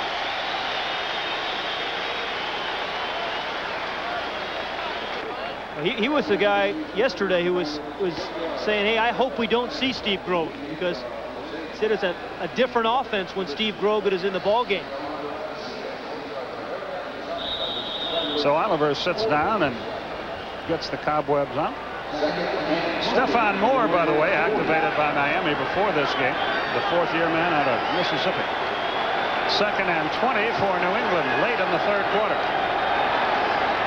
Wilson has a lot of time. Has a man. Pryor is drilled short of the first down. He really got it. It was Jarvis Williams who applied the hit, but a 17-yard pickup. A lot of expectations on Irving Pryor over the years. #1 draft pick in 1984. The only receiver in the history of the draft who's ever been the entire #1 pick of the entire draft. I think it's hard for a receiver to dominate a game, and so some people believe he hasn't lived up to expectations. The 3rd quarter comes to a close here. Miami has the lead. It's 17-3. Back to Joe Robbie Stadium for the final period right after this. Say what you will, he's had some problems off the field, but never dogged it on. He's a physical player that can take hits like this, which he did in week 3, and that was a gruesome hit. Said last night all he was thinking about on that play was catching the ball. And relaxing when he got up in the air. Said, I got to relax on the way down. You know, Skip, again, I think the expectations have been so high, but it really is hard for a receiver to live up to those expectations unless he's getting the ball thrown to him a lot. 3rd down, 3 yards to go for the Patriots. They fumbled the snap. Let's see who got the ball. Even if they got it, they're going to be faced with a 4th and 5. The Patriots recovered it. That's Rod Rust has to be talking to himself. Now, meanwhile, they've lost a good tight end. Marv Cook will not return tonight. He's got a nosebleed, and they can't stop it. Continuous nosebleed. You serious, Ed? Yes. Tony Martin, Jarvis Williams are the deep men. Brian Hansen will kick.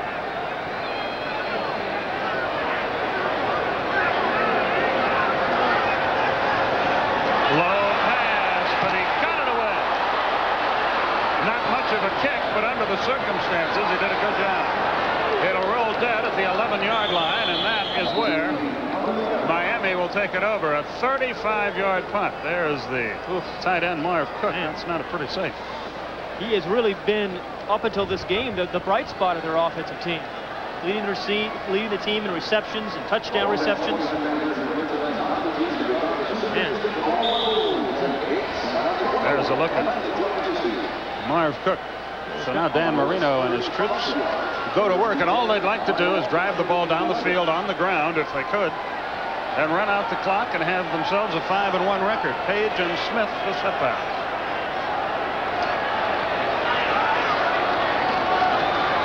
Smith, not much there. Miami, after this game, is not going to be happy about their running game tonight. Remember the play earlier, just the play before the punt? I think Hansen actually thought this thing was going to be blocked, or was blocked. Oof. Yep. yeah, that's what happens after you get one block. You're looking for the double thud, but it wasn't, Brian. Everything's okay. Miami has rushed the ball 20 times rather, for just 41 yards. So Marino goes to the air. Intended for Clayton. They didn't have the timing down on that play. Ronnie LePet was there, and it's 3rd and long And here comes Jensen into the game. And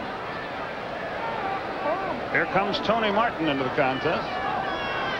And Fred Banks as well. And a lot of receivers are in there. Farrell Edmonds, Tony Page among those coming up. And remember, it's been Mark Clayton, though, that has been terrific on third downs for Dan Marino tonight. He's in the slot at the top. They run little option routes out of the slot receivers. 3rd and 8. Banks is in the slot left. Clayton slot right. Marino has pressure. He dropped it. Clayton had it in his hands at the 30-yard line, and if he could have eluded a man, might have had 6, but he simply dropped it. Marino that's the first ball he's dropped tonight, but that's just what he felt like. He's right there in the slot, number 83, and he thinks he's off to the races. And ordinarily, when he beat his man that quickly, watch how he just turns the head. He thinks he's gone. Irving Fryer will try to return the Reggie Roby kick, and New England needs some kind of big play. They just can't move the ball. They got to try to block one here. They might right here. They're coming. He got it away. Fryer, another fair catch at the 45-yard line, so pretty good field position. 42-yard punt. No return. New England will have the ball again when we come back. This coming Sunday, the NFL on TNT returns, beginning with a stadium show at 7:30 Eastern Time. Then at 8 o'clock, the Cincinnati Bengals and Atlanta Falcons go head-to-head live from Atlanta Fulton County Stadium. All this and more only on TNT. The Falcons are in Los Angeles this Sunday. You'll probably check that one out. Yep. And Cincinnati on Monday night is at Cleveland. I'll be scouting the Falcons for that game on the 28th. Overton in motion. Wilson throws as he's hit, and he completes it out of bounds at the 49-yard line. Wilson really took a shot from Hugh Green. And really give Mark Wilson some credit. Although he struggled, he has hung in there and still delivered the ball under duress that time. And he's had a few drops, too. Yeah, he has had a few drops. There's the hit by Hugh Green. After the throw, he was rushed earlier by David Griggs a little bit, too. He's 11 out of 24 for 113 yards. He's been sacked 4 times. McMurtry to the left, Fryer to the right. Overton in motion left. 2nd and 4. Wilson sacked for the 5th time. Look, now it's 3rd and 10. Hugh Green is playing a heck of a game, and he's happy about that. 5 sacks on the night. No, Skip, the meek inherit the earth. These offensive linemen are going to be land barons. They are not. You're absolutely nuts. 3rd down and 10 yards to go. There just wasn't anywhere. That's 5 on the night. Fryer wide right. Wilson to throw. Has time. Has a man. Knocked away at the last moment. It was intended for Fryer. McKyer made a last-second play. That's what a defensive back has to have, is that makeup speed, the closing speed. As a quarterback, you think your receiver's open and you're going to be able to drill the ball in there. And then a defensive back, a guy like McKyer, just drives in the ball and makes the play. So yet another punt by Hansen, and Tony Martin is the deep man.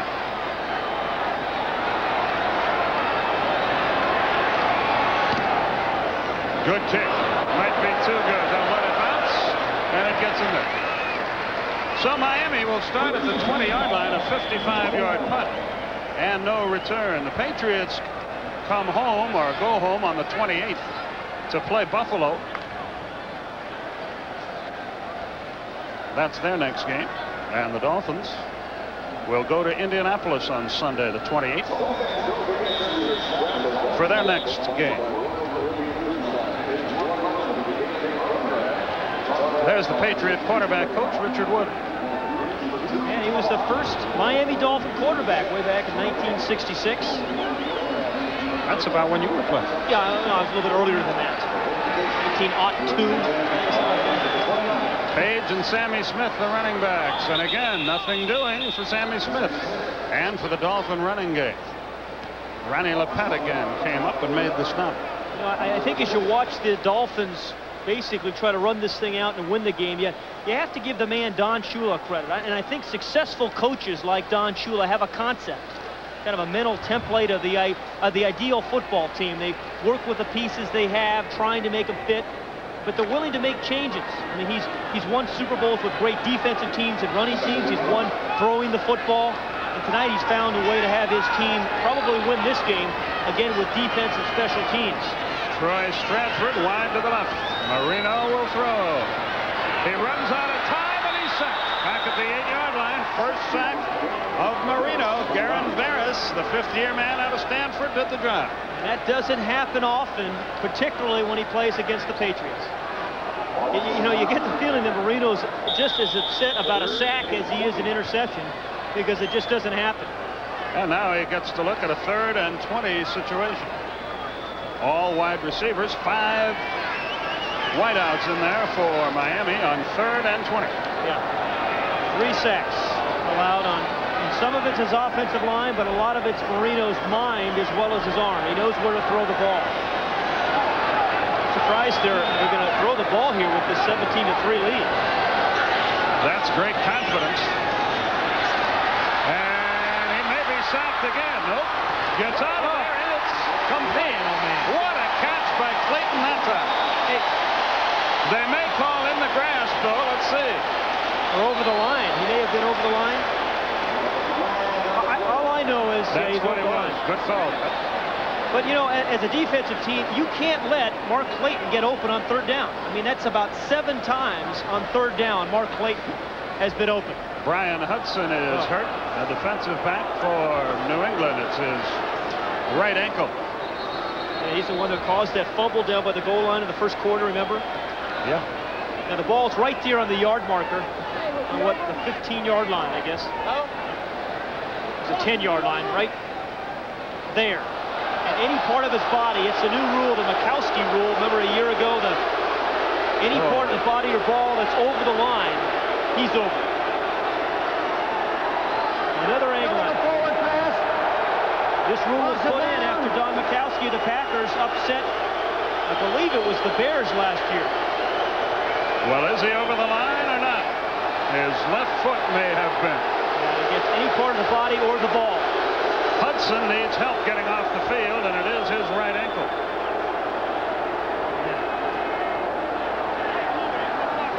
So it's a 4th down situation.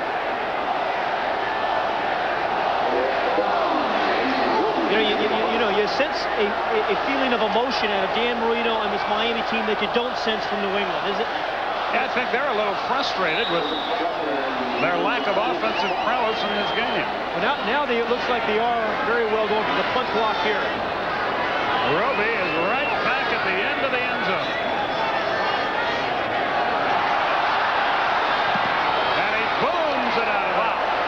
But a lot of room for Fryer to return from the 38. Flag is down. Fryer tries the other way. And he's down in his own territory. What a kick by Roby. A flag on the play. 55-yard punt, 8-yard return. Pat Haggerty, tell us what's happening. And it was Greg Beatty who made the stop. He's the guy who snapped the ball. What a weapon Reggie Roby is. I mean, they're special teams. They've had the block punt for a touchdown, and Reggie Roby's had 3. Defense offside, decline, first down. 3 punts over 50 yards. I mean, that's pretty tough special teams. And again, you need that when your offense is struggling a little bit. So New England will have the ball once again. 10:20 left in the game. We'll be back right after this. It comes from your local sponsors. Last year, Sam won 7-yard line. Perryman and Stevens are the running backs behind Mark Wilson, who's gone all the way. Incomplete. It was intended for McMurtry. And again, the ball wasn't badly thrown. That one's a catchable ball by McMurtry. Now remember, they're missing Hartley Dykes, who's out of the game with an eye injury. So he's a rookie receiver, but this is one that he just should have caught. The ball was well delivered, a little bit high, but still definitely catchable. It was a nice defensive play there by J.B. Brown, who didn't go for the tackle but actually stripped the ball. And there is Hartley Dykes, number 88. They say he could play tonight, but only if all their other receivers went down. His eye is still not 100%. Wilson has time. Incomplete, broken up. It was Brown again. Perfect timing. How about J.B. Brown? Here's a guy who was a 12th round draft pick a year ago. Worked his way up to the starting lineup this season, and he has played marvelously tonight. Both him and Tim McKyer have. I don't mean to be a Mark Wilson apologist, but again, that was a pretty good pass, wasn't it? Yeah, I think it was. That ball should have been caught right there. Again, nice job well, J.B. Brown is doing a terrific job of actually stripping the ball away from the guy. He's not satisfied with stopping the progress and such, but he's stripping the ball. But that is probably a very distracted Irving Fryer. This is the 8th time New England has confronted 3rd and 10 or more in this game. Wilson, yes, this time the completion is made down to the 28 to Cedric Jones. Jones out of Duke, a 9-year man. Jarvis Williams made the stop, a 24-yard advance. And again, Wilson right on the money. Threw the ball poorly in the first half, but he's done all right since. And has really hung in there. Really hung in there under some difficult circumstances because, too, this Dolphin front four know that he's going to be throwing the ball. That ball was well delivered to Cedric Jones, who caught the ball away from the defender, going away from the defender. That's why they had the big play. John Stevens, wide right. Robert Perryman, the sole setback. Wilson. Terrible pass, almost intercepted. And again, J.B. Brown. Then Lewis Oliver had a whack at it, couldn't control it. Well, just like Fryer dropped one a few moments ago, this one J.B. Brown, I thought, should have had. Yeah, certainly had a chance. I think sometimes it's difficult for a defensive back as he's driving for the receiver to then realize, hey, this is an overthrown ball. Stop, get up, and make the play. 2nd and 10. McMurtry wide right. Cedric Jones wide left. 9:20 remaining in the game. Here comes a blitz. They pick it up. Wilson has time. Threw it low and incomplete. Lewis Oliver was in coverage. Cedric Jones, the intended receiver. Just not a strong night for Mark Wilson. Has had some balls dropped, but still, I mean, you've got the quarterback's job is to get the ball into the end zone, and New England only has 3 points tonight. 3rd and 10. And I guess we're just not going to see Steve Grogan or Tom Hodson. That would seem apparent with just 9:15 left. The 9th time they've confronted 3rd and 10 or more. See if Miami comes after it.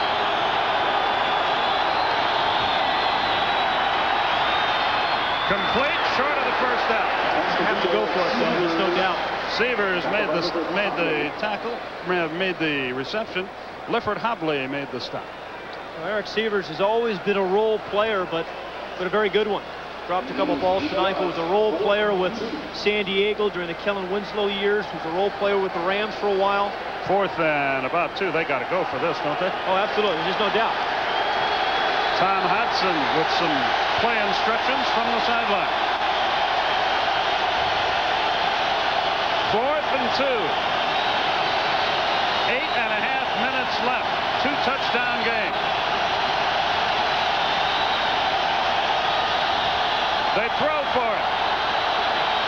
No. Flag. The drive stays alive. The flag was a little late, too, but here it came on Tim McKyer. McMurtry, the intended receiver. That'll keep the drive alive. You remember earlier we saw J.B. Brown, the other corner, actually strip the ball, just knock the ball away from the receiver. This time I think McKyer actually goes through the back of the receiver.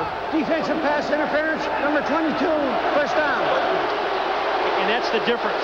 That was the difference between the play of McKyer and J.B. Brown a little bit earlier. It was the left hand Clearly interference. Lewis Oliver comes limping off the field. Looks like he may have pulled a hamstring from the way he's acting. So it's a first down at the 20. And a running play.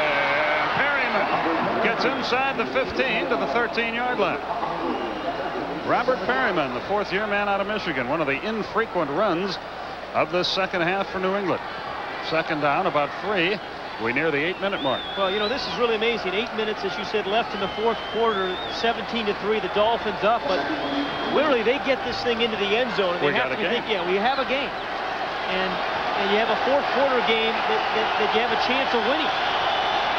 You see Oliver trying to get that hamstring straightened out. They run it again. Stevens tries to turn the corner, does for a first down to the 9-yard line. Lifford Hobley ran him up. Well, if he gets a block by his wide receiver, Greg McBurtry, number 86, I think he gets in. But what you do with a guy like John Stevens, he likes the pitch play. And see if his wide receiver hooks J.B. Brown, maybe he scores. But he likes to get the toss play and then pick his hole. Gets his shoulders turned, and he gets the first down. They mark it at the 5-yard line. First down, goal to go. It's just inside the 5. 7:22 left. Not this time. Perryman is met and stopped at the line of scrimmage. Jeff Cross again. What a player he is. Yeah, you know, here it is. He's been playing hard every down, and he's right here, and he's just going to take the inside gap away from Bruce Armstrong. We've seen him bull rush, and here it's just a quick rush. He gets off the line of scrimmage, uses his hands, and makes the play. If he'd have still been at my alma mater, Missouri, this year, Colorado would have needed 6 downs to win it. Second down, a long 4.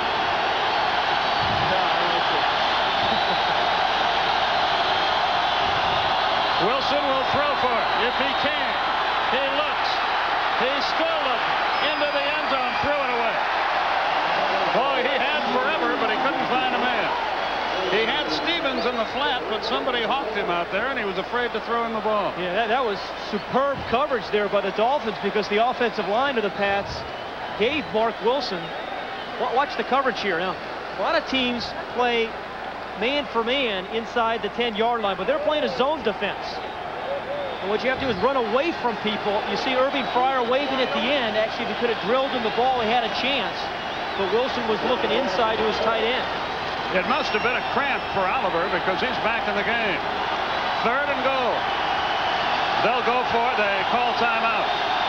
New England calls a timeout with 6:33 remaining. Wilson wants to make sure on this play, and he goes to the sideline. You know, I think the zone defense down here inside the 5-yard line is great, and Miami just ran that, because most offensive teams, Skip, run those little pick plays down here, and they try to get those against man-for-man defense, where you have guys in motion and wide receivers coming down, and they slip a back out in the flat. But Tom Olivadotti right there in the middle of your screen with the headset has not been doing that up to now. Today, both heads now. Make no easy pick play where a guy comes wide open for a touch. Our statistician Mike Swanson tells us that Miami only had 10 players on the field when New England called that timeout. Of course, New England didn't know that. Only Swanee did.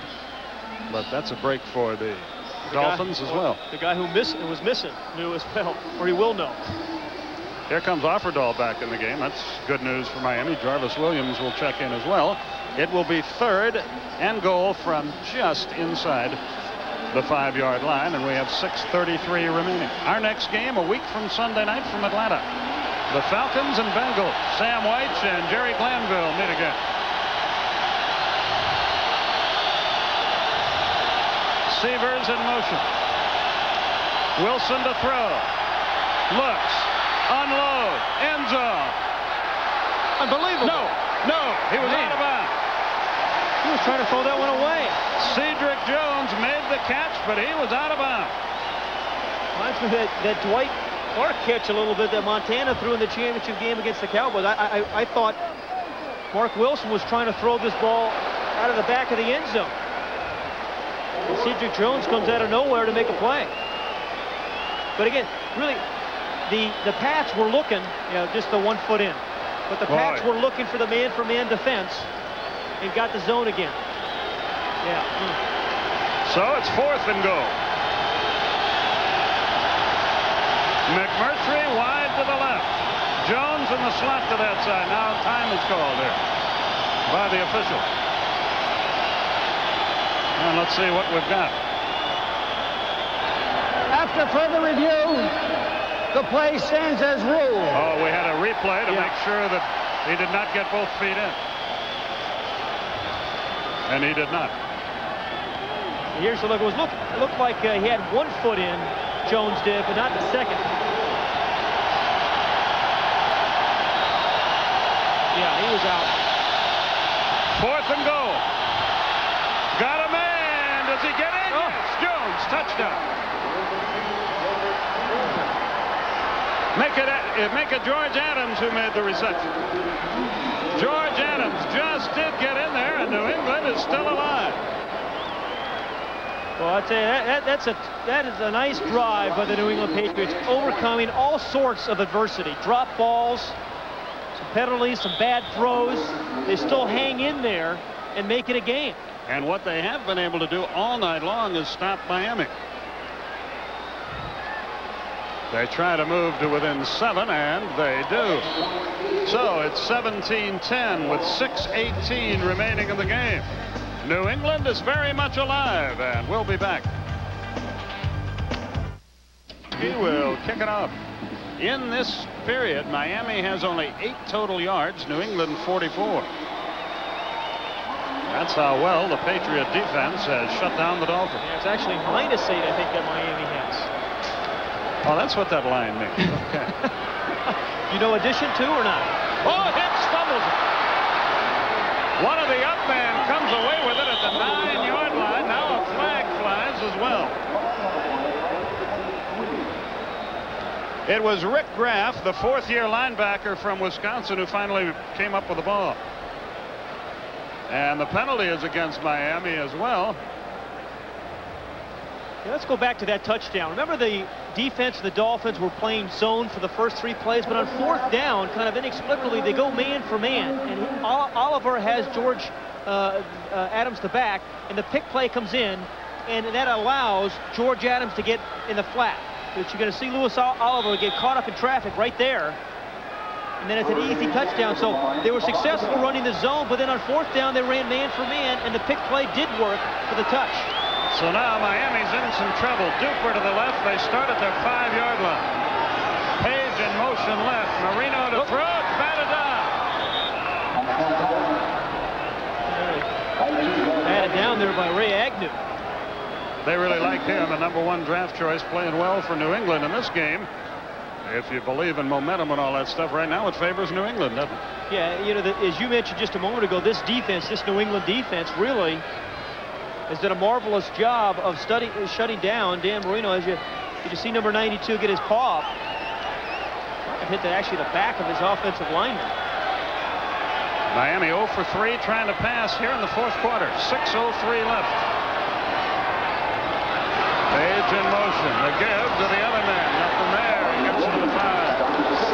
Back to the line of scrimmage for Mark Logan, Garen Veras, and Brent Williams to stop. Well, now it's 3rd down, and if you don't double cover Mark Clayton on 3rd down this time, I mean, you are really making a mistake.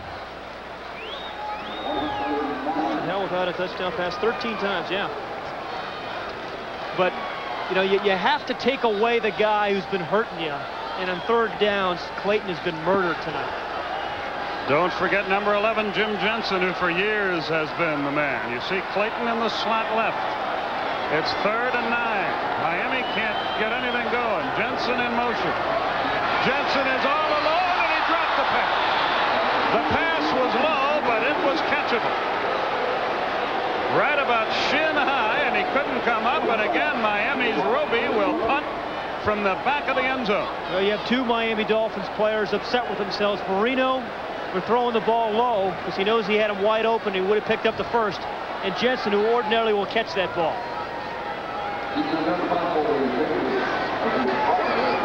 So on 4th down, Roby will put it away. And Irving Fryer is the deep man.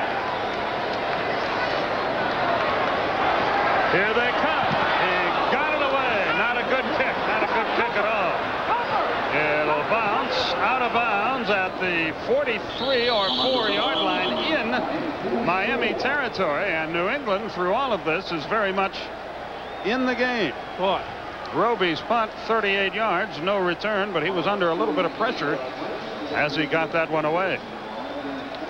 So here's the situation. The ball is going to be marked at the 44-yard line. Mark Wilson leads his team out again.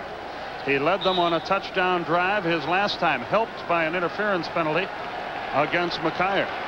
5 minutes, 4 seconds remaining. 2 timeouts left for New England. That's not yet a factor.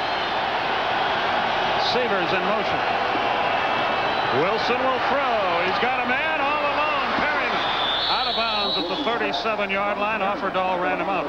But a good gain is the result. 4:58 left in regulation time, and we could be headed toward overtime. Well, you're right. You know, and the difference in the last drive that Mark Wilson was able to get the ball in, his offensive line, I think, did a nice job of giving him some protection. Yeah, they had the penalty call, which kept the drive alive for Rod Russ's team, but really the offensive line gave Wilson the time to go to his second receiver on the last drive for the first time tonight. McMurtry wide to the right, Fryer to the left. Perryman and Stevens, the running backs. The pitch is to Stevens, tripped up in the backfield.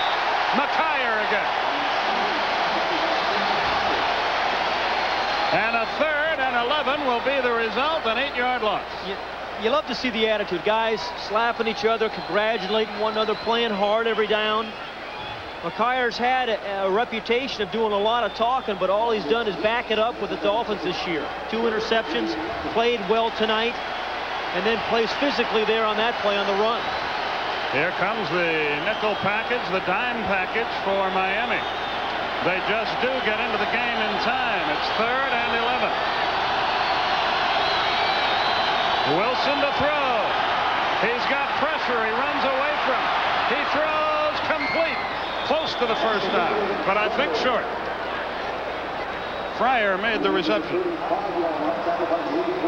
Well, I tell you what, Wilson showed a little savoir-faire there, running away from the pressure. Showed some what? Savoir, you wouldn't understand. You went to USC. 4th down, a yard to go. I know you didn't learn that at Missouri. Sure enough. 4th down. 3:40 remaining, and a timeout will be called by New England. With 3:39 left in the game, and 4th and a yard. And Wilson heads to the sideline and talks it over with Bobby Greer. You know, this is amazing. You look at all the turnovers, the 5 turnovers the Dolphins have had, and yet still lead by the 7 points. That as much as New England's offense has struggled, they've come back to get themselves right back in the ball game. And you come down to this one play, 4th and inches, and what it is, this is a lineman's play. It's offensive lineman versus defensive lineman, and one of those sides will win this down and probably win the game. But there's always in the back of your mind, if you're a Miami player now, play action, throw for the whole thing right now. It's been known to happen. Well, I mean, Bart, how many times did Bart Starr used to do that? Johnny Unitas. Yeah, yes. But I think they're probably thinking, get the ball to John Stevens. Back into the game comes Cedric Jones. And here we go. Fryer wide to the right. 4th and less than a yard. Well, I don't know. Snap, and I think Miami's got the ball. Griggs caused it. My goodness. What a play by David Griggs.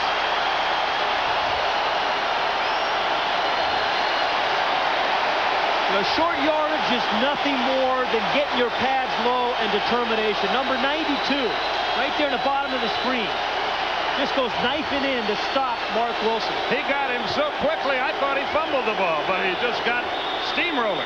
You know, I know here's Griggs. Watch how he gets right in here and makes the play. Right between the tight end and the tackle. And that's a play maybe you give the ball to John Stevens as a more experienced short yardage runner than a quarterback.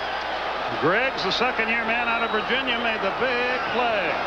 Sammy Smith Not much there. Boy, New England's defense has been tough. And, you know, so has Miami. Yeah, it's been a terrific defensive game, quite honestly. And we said this is a different Miami team because Dan Marino doesn't have to win the game all the time. Well, right now, with 3:19 left in the game, he has to get 2 or 3 first downs. And they aren't going to do it running the football. New England has called their final timeout here with 3:19 left. They still have the 2-minute period working for them. This game's still far from over because Miami can't move at all, either on the ground or in the air in this final quarter.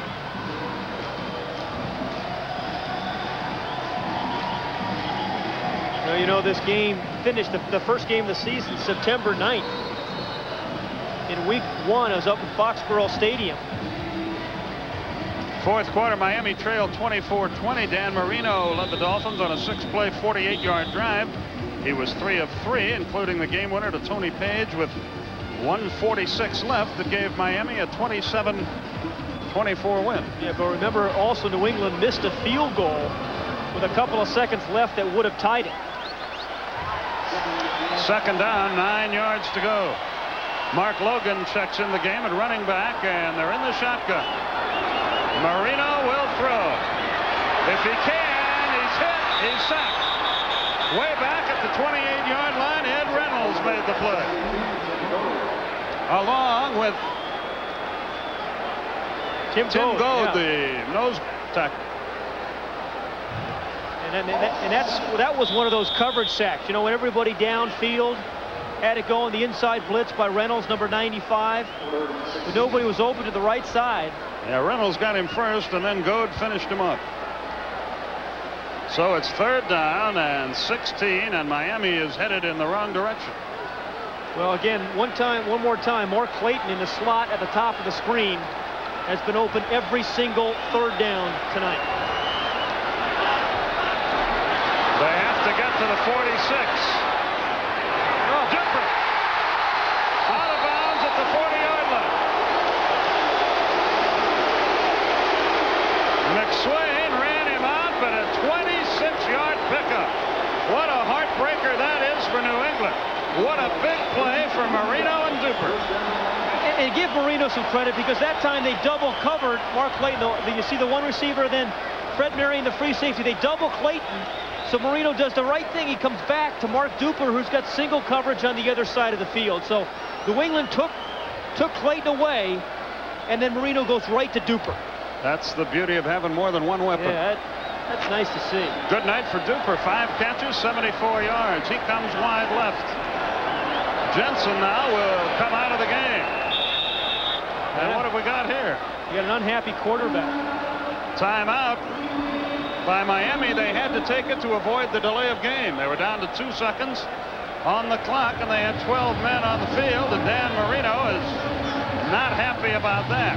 Yeah, they stopped the clock with 2:37 left. I think his emotion really lifts this team. But let's go back to Duper. Just a moment ago, remember we saw him caught the flag where I told you too much. Started the other side. He's at the bottom of the screen here, singled up with number 27 Robinson. Just gets right outside. And then again, with Marino throwing the ball, all you need is 1 step. You don't need 2 like you need with most quarterbacks because he's going to deliver the ball into a small area. But it's also, we talked about Marino's quick release being his mind as much as anything else. By the way, while we have a moment, you got to take your hats off to New England. They've played very hard in this game, though it appears they're going to lose. Did you read some of the columns from the New England papers talking about this team leaving the Boston area next year because of all the trouble, rumors about St. Louis and Baltimore and the like? You know, there's no doubt there's been an unbelievable number of distractions, but Tony Page pulls his way for about 4 yards. It's been a tough town for a long time, but as in any sport, winning takes care of a lot of things. I mean, they win a couple of football games, and those things can disappear. We approach the 2-minute warning, and that will be our next stoppage of play. And when we get there, it'll be a 2nd and 7 for Miami as Dan Marino heads toward the sideline. And there's a man who doesn't have an ounce of quit in him. That's Andre Tippett, who you just saw, number 56. And there's your 2-minute warning. 2 minutes left, 2nd and 7. It's 17-10 Miami, and we'll be back. A company can learn a lot in 125 years. Valvoline has. You learn in the lab, you learn on the road, you learn on the racetrack. As you learn, you make your product better. And better and better. Today's Valvoline will keep your engine. World War II movies ever made. It's the story of the famous PT boats and the role they played in the Pacific. They Were Expendable, directed by John Ford, starring John Wayne. Saturday afternoon at 12:35 Eastern on TNT. Sounds like what an old coach of mine said to me. You are expendable. 2nd and 7. That happens in this business too, you know.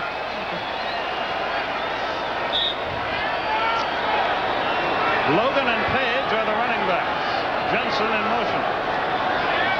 1 first down, and this baby's in the barn. Logan gets across the 35 down to the 34. Tim Goad out of North Carolina, the nose tackle, made the stop. And now the clock just rolls along. Yeah, if New England is going to have any chance, this is going to be the down. Any chance to win this game, it's 3rd and about 4 yards for Miami. They've got to make a play here. They've got to make a stop. They've got to maybe sack Marino if they try to throw it, which doesn't look like Marino's going to throw this ball. They have 12 seconds to snap the ball. You see the time remaining in the game, and Marino will take as much time as he can. 5 to snap it. Page, no first down. He is drilled. Richard Harvey made the stop, the inside linebacker. So the clock continues to run with 1 minute left in the game. You take the penalty probably, let the clock run out, take the penalty, then punt the ball. And it appears that that's what they're going to do. Well, you know, coming into this game, Skip, we knew obviously that the Dolphins were one of the surprise teams at 4-1, and you still, when you think of the Dolphins, you still think of Dan Marino. I think the thing you learned here tonight that Don Shula told us about is, hey, this isn't just a Marino team anymore. We can win on an off night, and it looks like they're going to do that tonight, and that's a strength. But the biggest play of the game, probably the pass to Duper to start this drive and run the clock down to something like 23 seconds left. That's exactly what it is when the delay of game penalty is called against Miami. So now Marino comes back to the sideline.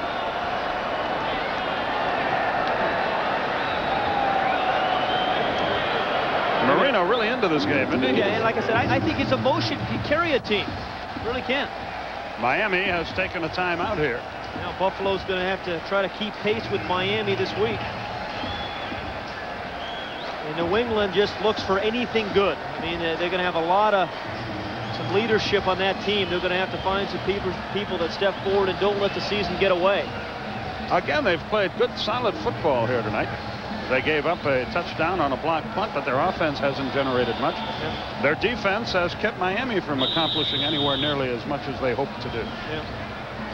Now, they said some of the Patriot players were saying last night they had to win this football game to keep the season alive. Well, if they win it, it's going to be a miracle. On 4th down, they're not even going to kick the ball. Yeah, they're just going to run it out. Well, the clock will stop on the possession chain. And they'll sprint out. The offense of the Patriots will sprint out. Give straight ahead. Close to the first down, but I don't think he got there. Mark Logan, Brent Williams on the stop, and now we're down to 12 seconds, and now flags fly. Looked like Andre Tippett was involved, and a personal foul against Miami, or rather against New England, and that'll be that. Tippett, a guy who has a black belt in 3 different forms of martial arts. What are the 3 forms? I see. Marshall Dillon is one. Marshall Fields. That's 2. And the 3rd? Marshall Tito. Now shut up. Now I feel much more informed. Yeah, I know you do. Here I am, and once again, I helped Don Shula coach, and now I'm lecturing a Rhodes Scholar. Number 56, after the play was over. Personal foul, first down, game over. 13 seconds left. But Tippett needn't, well, they had 1 chance in a billion, but now they don't have that. Well, that's what Carl Sagan would say, 1 chance in a billion. They still get the ball, however, so This thing better end soon, I think. Our careers are in jeopardy. This is what's known as the old prevent defense. Stephon Moore is in the game, and he and Jarvis Williams are way back beyond midfield. So Wilson's going to air it out with 13 seconds left. He's got the Hail Mary to the left. That is complete and out of bounds with 7 seconds left. Cedric Jones made the reception. They have to get out of bounds. They have no timeouts left, and now they got to do the Hail Mary again and try to throw it the length of the field, and they'll do it to the left side. Or will they? They come back to the huddle. It'll be a long throw, obviously, to get it all the way down there. All they can hope for is a penalty. A week from Sunday night from Atlanta, the Bengals and Falcons. 7:30 for the stadium show, 8 o'clock Eastern for the game. October 28th, join us as the Cincinnati Bengals battle the Atlanta Falcons, beginning at 8 o'clock Eastern time. Coming up next, the stadium show postgame with host Fred Hickman. For Pat Hayden, Skip Carey from Miami. So long, everybody.